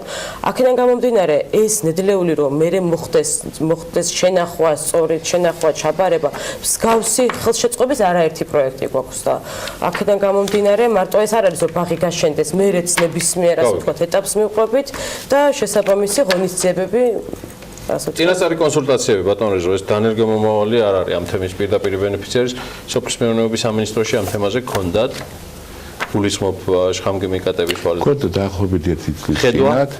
ხედვა იქ თანამშრომლები, რომელიც ცოტა ასაკოვანი არის, აი გეგონება იმ საბჭოთა კავშირში ცხოვრობდნენ და ისე უყურებენ ამ საკითხს, რომ რა ვქნათო, ჩვენ ხალხს ხო არ მოვწამლავთო. წამოვთ მე და თქვენ ხალხს ჩვენ წაღარები ვართ თამაშობენ. ხო და საქმე რა არის, რომ თქვა, როდესაც ირაინდეს შემოდის ეს ვაშტი იქ რა შხამქიმიკატებს ხმარობენ, ან პოლონეთიდან იქ ის არაფერი არ არის.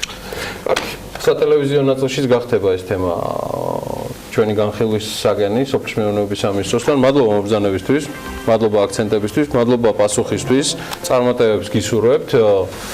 დანერგემომავალს, მადლობა კომპანია ჩირინას და მის დამფუძნებელს ზევას ვაშაკიძეს, მარიამ მეკოშკიშვილს, იგი პროექტი დანერგემომავალის ხელმძღვანელია. ჩვენ რეკლამაზე გავალთ და სულ რამდენიმე წუთში ნინი ლონგურაშვილი უკვე გაუძღვება თემას, ეყოლება თუ არა ქვეყანას დიპლომატიური რანგის ახალი თანამშრომლები და საერთოდ რა საჭიროა და საჭიროა თუ არა კომერციული ატაშეები. ხშირ თუ არა ამაზე თანხების ხარჯვა. სულ რამდენიმე წუთში დაგვალოდეთ, საქმიანი დილა გრძელდება.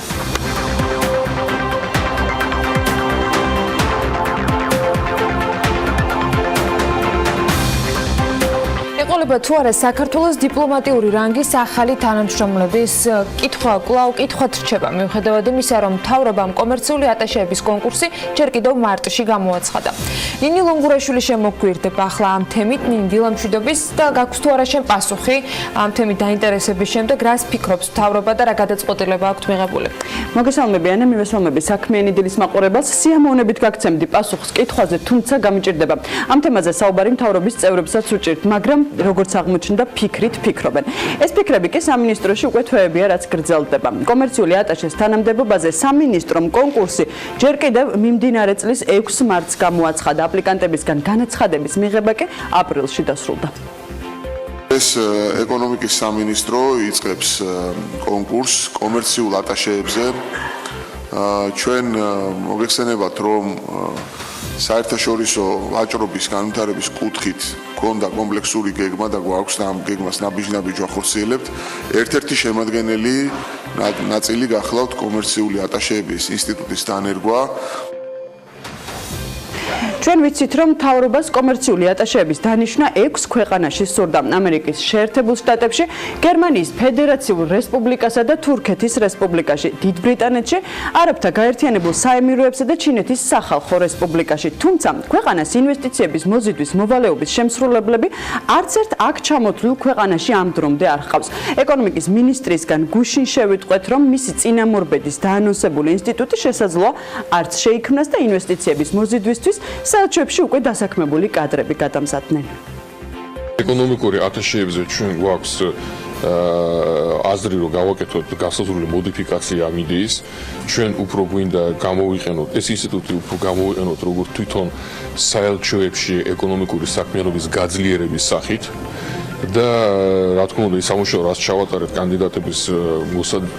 კანდიდატების შესარჩევად, ეს შემდეგ ეს არანაირად ქუჩად არ შეივლის, მაგრამ ჩვენ გვინდა ეს უფრო გამოვიყენოთ, შეიძლება ეს ისე ინტეგრირებული უნდა იყოს უფრო საელჩოებთან.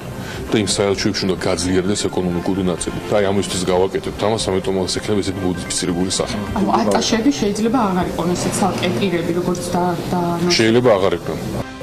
ქობულიამ ქუმსიშვილის იდეა ერთგვარად დაიწონა მინისტრს. ეს პირდაპირ არ უთქვამს, თუმცა შთაბეჭდილება უდავოდ ასეთი რჩება. მისგან განსხვავებით უფრო პირდაპირები ამ პროექტის შეფასებისას ტრადიციულად ოპოზიციის წევრები იყვნენ. დიპლომატებისათვის უჩვეულოდ ერთმნიშვნელოვანი პასუხები ჰქონდათ ქართული საელჩოების ყოფილ თანამშრომლებსა და ხელმძღვანელებსაც. ასე მაგალითად, რომან გოცირიძე ამბობს, რომ საელჩოების უმრავლესობა უსაქმურად არის და ამ დროს მთავრობა დამატებით კომერციულ ატაშეებს არ უნდა ნიშნავდეს. მთავრობა კომერციულ ატაშეებს ნიშნავს უცხოეთში, რომელზეც დამატებითი ფული უნდა დაიხარჯოს. მაშინ როცა საელჩოების უმრავლესობა არის უსაქმურად და იქ მომუშავე ადამიანები მინიმალურად არიან დატვირთულები. სწორედ საელჩოები უნდა იყვნენ ინვესტიციების მოზიდვით დაკავებულები და საკუთარი რესურსებით და კვალიფიციური კადრებით უნდა აკეთებდნენ ამას და არა რაღაც ახალი და ხარჯიანი სამსახურების შექმნით. BMG-სთან საუბარში ატაშეების აუცილებლობა აღმოჩნდა, რომ ვერც ნონა მამულაშვილმა დაინახა. საქართველოს შვეიცარიის ბიზნეს ასოციაციის პრეზიდენტის აზრით, ქვეყანაში მეტი უცხოური ინვესტიციის მოზიდვა საელჩოების აქტიური ჩართულობითაც შესაძლებელია. პირველ რიგში უნდა შეფასდეს საქართველოს საელჩოების რესურსი, რომ ვიცოდოთ, რამდენად არის შესაძლებელი მათი გამოყენება. ქვეყანაში მეტი ახალი ინვესტიციის მოსაზიდად. შესაძლოა საჭიროა საელჩოების შესაბამის თანამშრომელთა კვალიფიკაციის ამაღლება ან გადამზადება, ან კიდევ მათი ჩანაცვლება ორმაგი პროფილის კადრებით. ამის შემდეგ კი უნდა გაიწეროს თუ რითი ფასდება საელჩოების საქმიანობის ეკონომიკური კომპონენტი, რადგან ჩვენი ქვეყნის სოციალურ-ეკონომიკური გამოწვევებიდან გამომდინარე, ეკონომიკური დიპლომატია ერთ-ერთი ძირითადი პრიორიტეტი უნდა იყოს. მოკლედ კიდევ ერთი მოსაზრება ჩვენი შემდეგი სტუმრისგან უნდა მოვისმინოთ, სჭირდება თუ არა საქართველოს ეკონომიკური ატაშეები. მამუკა ჟღენტი საქართველოს ევროპულ ფასეულობათა ინსტიტუტის დამფუძნებელი არის ჩვენი გადაცემის სტუმარი და სწორედ მასთან ერთად გავშლით მომხრეებისა და მოწინააღმდეგეების არგუმენტებზე საუბარს. მოგესალმებით ბატონო მამუკა, თუ გესმით ჩვენი. დილა, მშვიდობისა, მოგესალმებით, მივესალმებით ჩვენს მაყურებელს. მოგესალმებით, მადლობა ჩართულობისთვის. ბატონო მამუკა, ალბათ მოისმინეთ არგუმენტები, რაც ჩვენს ეთერში გაჟღერდა.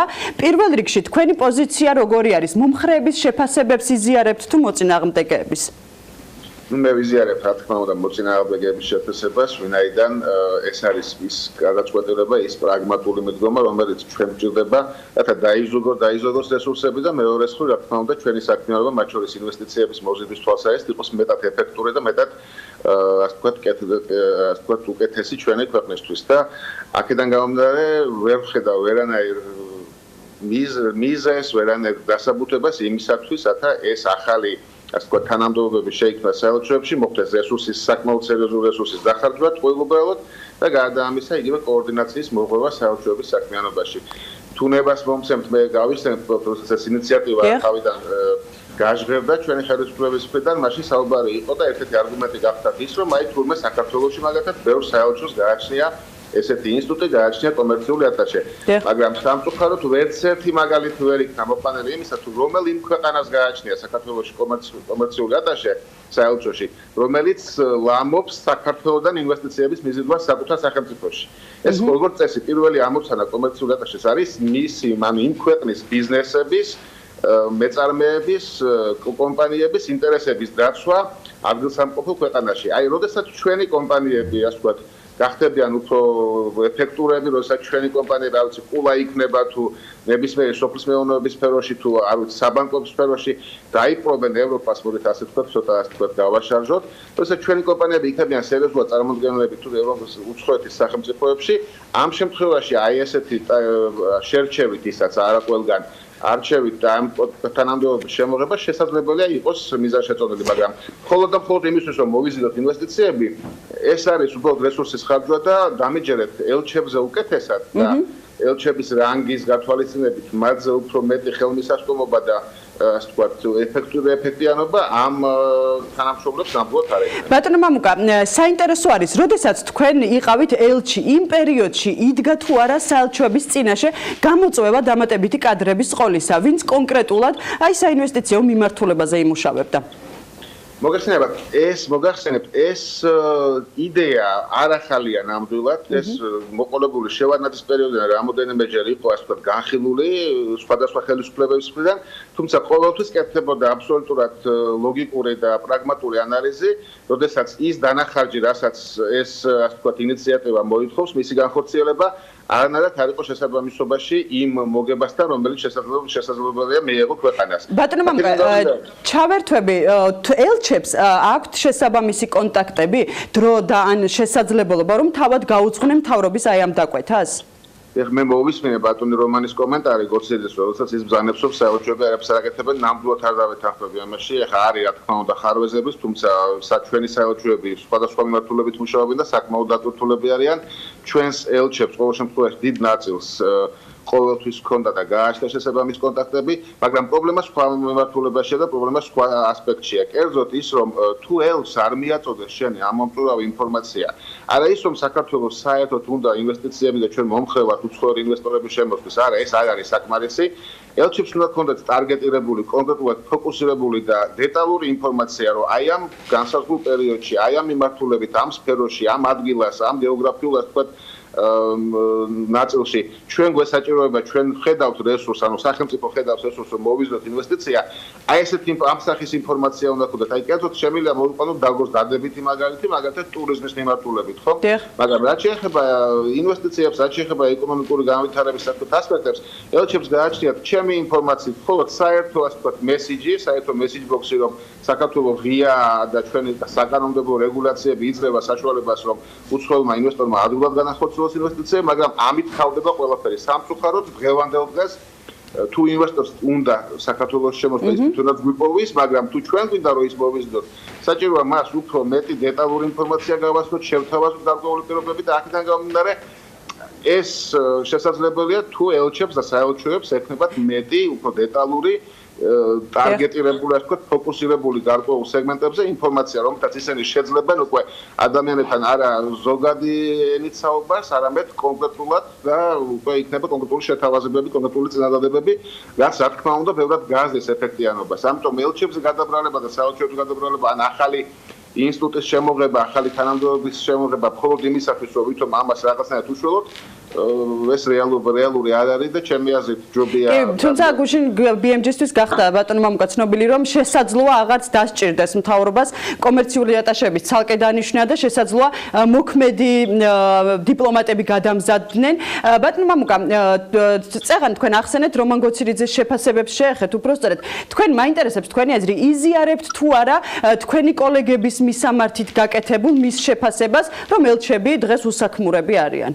მე მგონი მოგახსენეთ ამის თაობაზე არ ვიზიარებ ნამდვილად ბატონო რომანის ამ შეფასებას, არ არის ეს ნამდვილად ასე, მაგრამ თუ თქვენ ისნებართვით დაუბრუნდები რას თქვენ ბრძანებთ, მე ნამდვილად იმედი მაქვს, რომ ახალი, ასე ვთქვათ, შემადგენლობით ეს მთავრობა მით უმეტეს საგარეო საქმეთა სამინისტროში ახალი ხელმძღვანელი გახლავთ.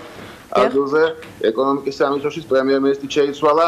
მე დიდი ეჭვი მაქვს, რომ წინა ასე ვთქვათ შემადგენლობის გადაწყვეტილება რაღაც სხვა მიზეზებითაც იყო განპირობებული, როდესაც საგარეო საქმეთა სამინისტრო, რომლის ხელმძღვანელობა ყოველთვის დარწმუნებული ვარ, აშკარად ასე ვთქვათ იზიარებდა და მისთვის არ იყო ახალი რომ ეს ინსტიტუტი იქნებოდა მიუღებელი და კოორდინაციას მოარღვევდა და იქნებოდა არაეფექტური, მაგრამ სამწუხაროდ ბატონი ყოფილ წინამინისტრს არ გააჩნდა ალბათ იმის საშუალება, რომ ასე ვთქვათ ბატონი ქუმსიშვილის იდეები და პრემიერის მიერ მოწონებული ასე ვთქვათ წინადადებები რაღაცნაირად გაეკრიტიკებინა ან წინააღმდეგ წასულიყო.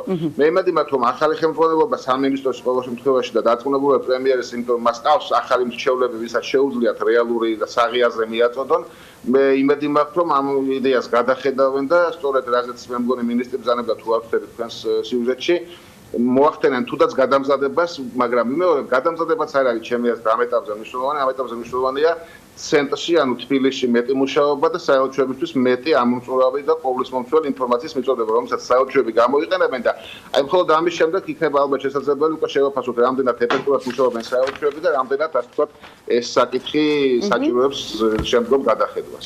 მადლობა ბატონო მამუკა, მადლობა თქვენი ჩართულობისთვის. მამუკა ჟღენტი საქართველოს ევროპულ ფასეულობათა ინსტიტუტის დამფუძნებელი იყო ჩვენთან პირდაპირ ეთერში. მადლობა მას კიდევ ერთხელ ჩართულობისთვის. მე კი მაყურებელს შევახსენებ, რომ კომერციული ატაშეების დანიშნა და მოქმედი დიპლომატების გადამზადება 6 ქვეყანაში იგეგმება, თუმცა როდის ეს მხოლოდ მაშინ გვეცოდინება, როცა მთავრობა ფიქრის რეჟიმიდან გამოვა და კონკურსის შედეგებს გაგვაცხადებს. ნახოთ ამ კონკურსის შედეგები, წარმოდგენილი კანდიდატურები საბოლოო ჯამში რა თანამდებობაზე იქნებიან გამწესებულები. გუშინ ეკონომიკის მინისტრმა ისაუბრა, რომ ისინი არ დაეკარგებიან, თუმცა როგორც ჩანს პროექტის განხორციელებაზე ინფორმით, რა ფორმითაც ის დაანონსებული იყო, დღეს ბევრი კითხვის ნიშანი არსებობს. მადლობა ნინი ლონგურაშვილს და მის სტუმარს საინტერესო საუბრისათვის. ჩვენ ახლა მცირე სარეკლამო პაუზა გველოდება წინ და დაგიბრუნდებით რამდენიმე წუთში.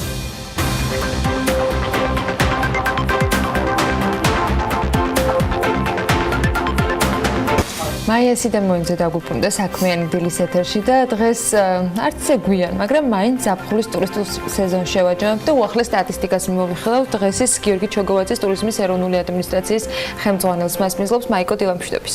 დილამშვიდობის ანი, დიდი მადლობა წარდგენისთვის. დღევანდელი ჩვენი რუბრიკის სტუმარია ბატონი გიორგი ჩოგოვაძე, საქართველოს ტურიზმის ეროვნული ადმინისტრაციის ხელმძღვანელი, რომელიც დღეს გაგვაცნობს უკვე საქართველოში ტურიზმის ინდუსტრიის განვითარების ბოლო ტენდენციებს და სამმავალ გეგმებს. დილამშვიდობის გიორგი, დიდი მადლობა სტუმრობისთვის. ჩვენ ფაქტიურად ზაფხულის მერე არ შევხვედრილ ვართ და არ შეგვიჭამებია ზაფხულის ტურისტული სეზონი. სანამ ზამთრის გეგმებზეც გადავსულ ვართ, იქიდან გამომდინარე უკვე ძალიან მოახლოვდა სეზონი. მოდით მოკლედ შევაჯამოთ ზაფხულის ტურისტული სეზონი და ბოლოდროინდელი განვითარების ტენდენციები.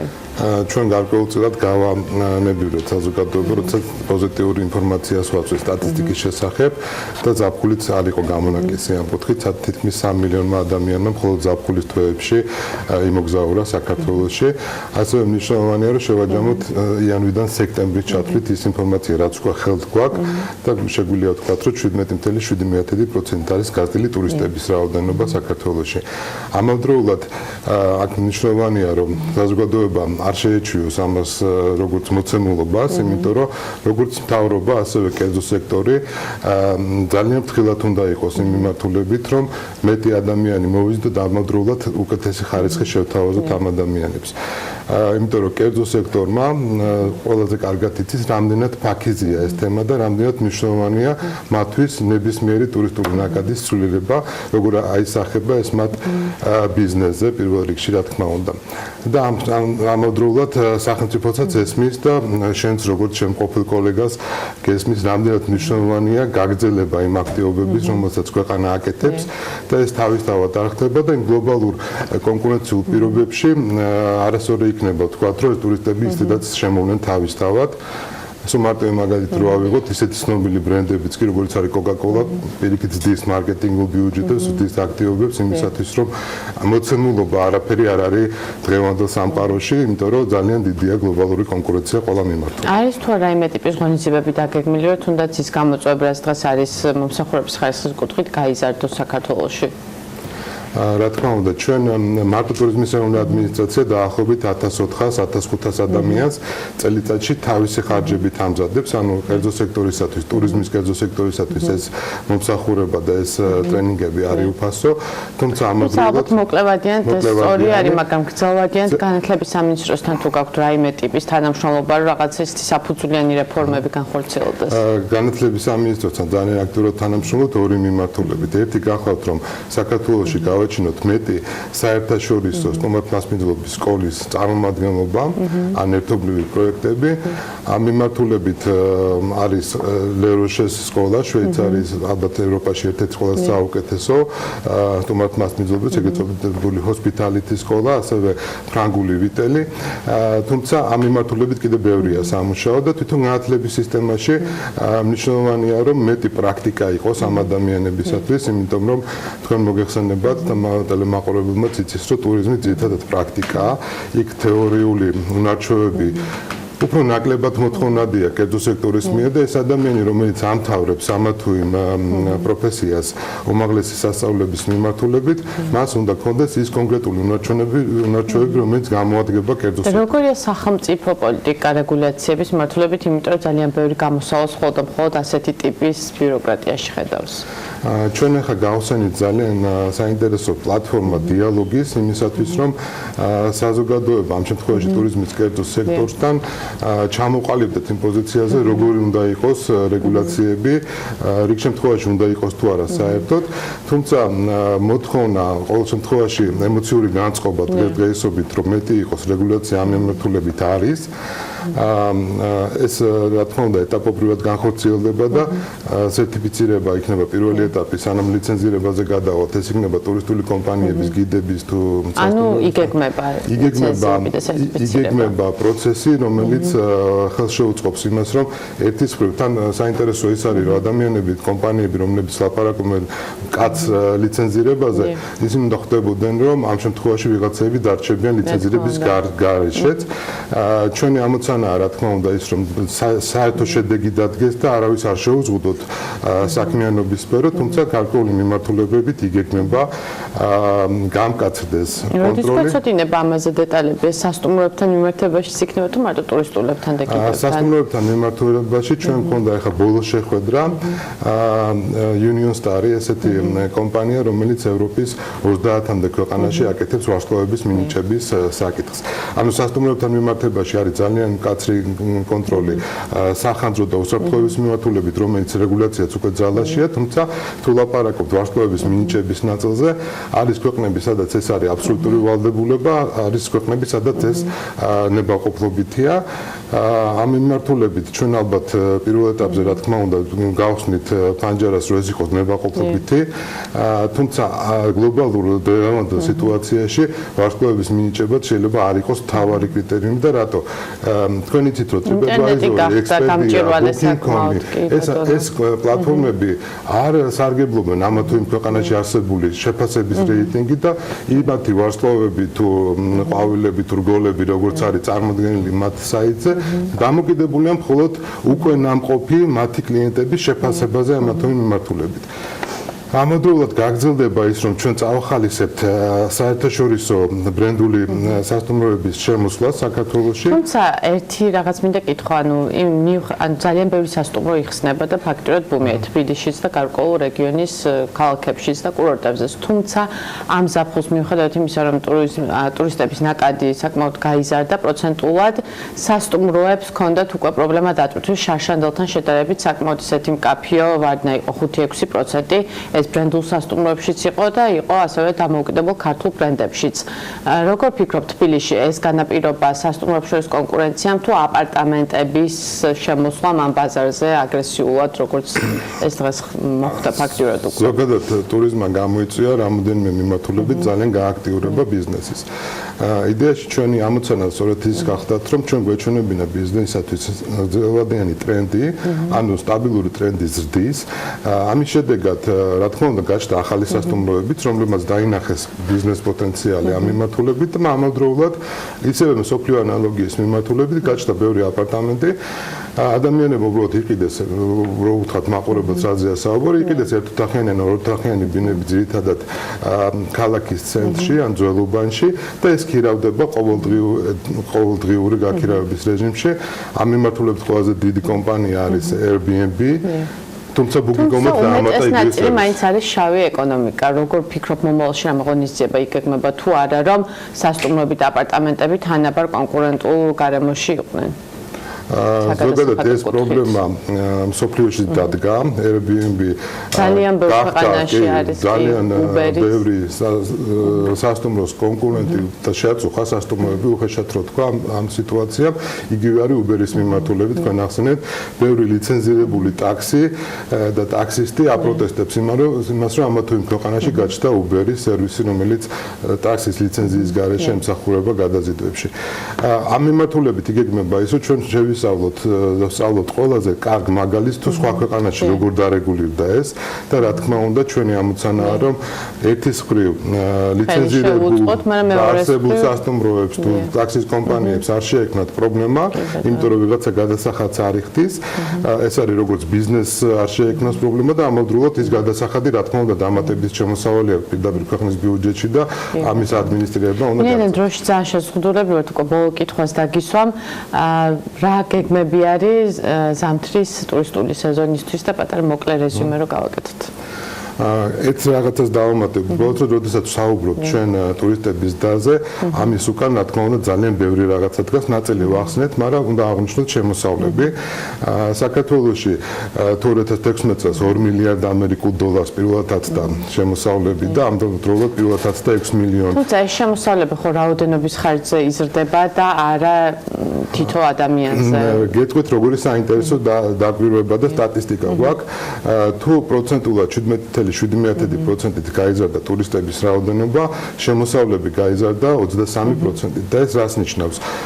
ჩვენ შევძელით ისეთი ადამიანების მოზიდვა ქვეყანაში, რომლებმაც უხეშად რო თქვათ მეტი ფული დატოვეს.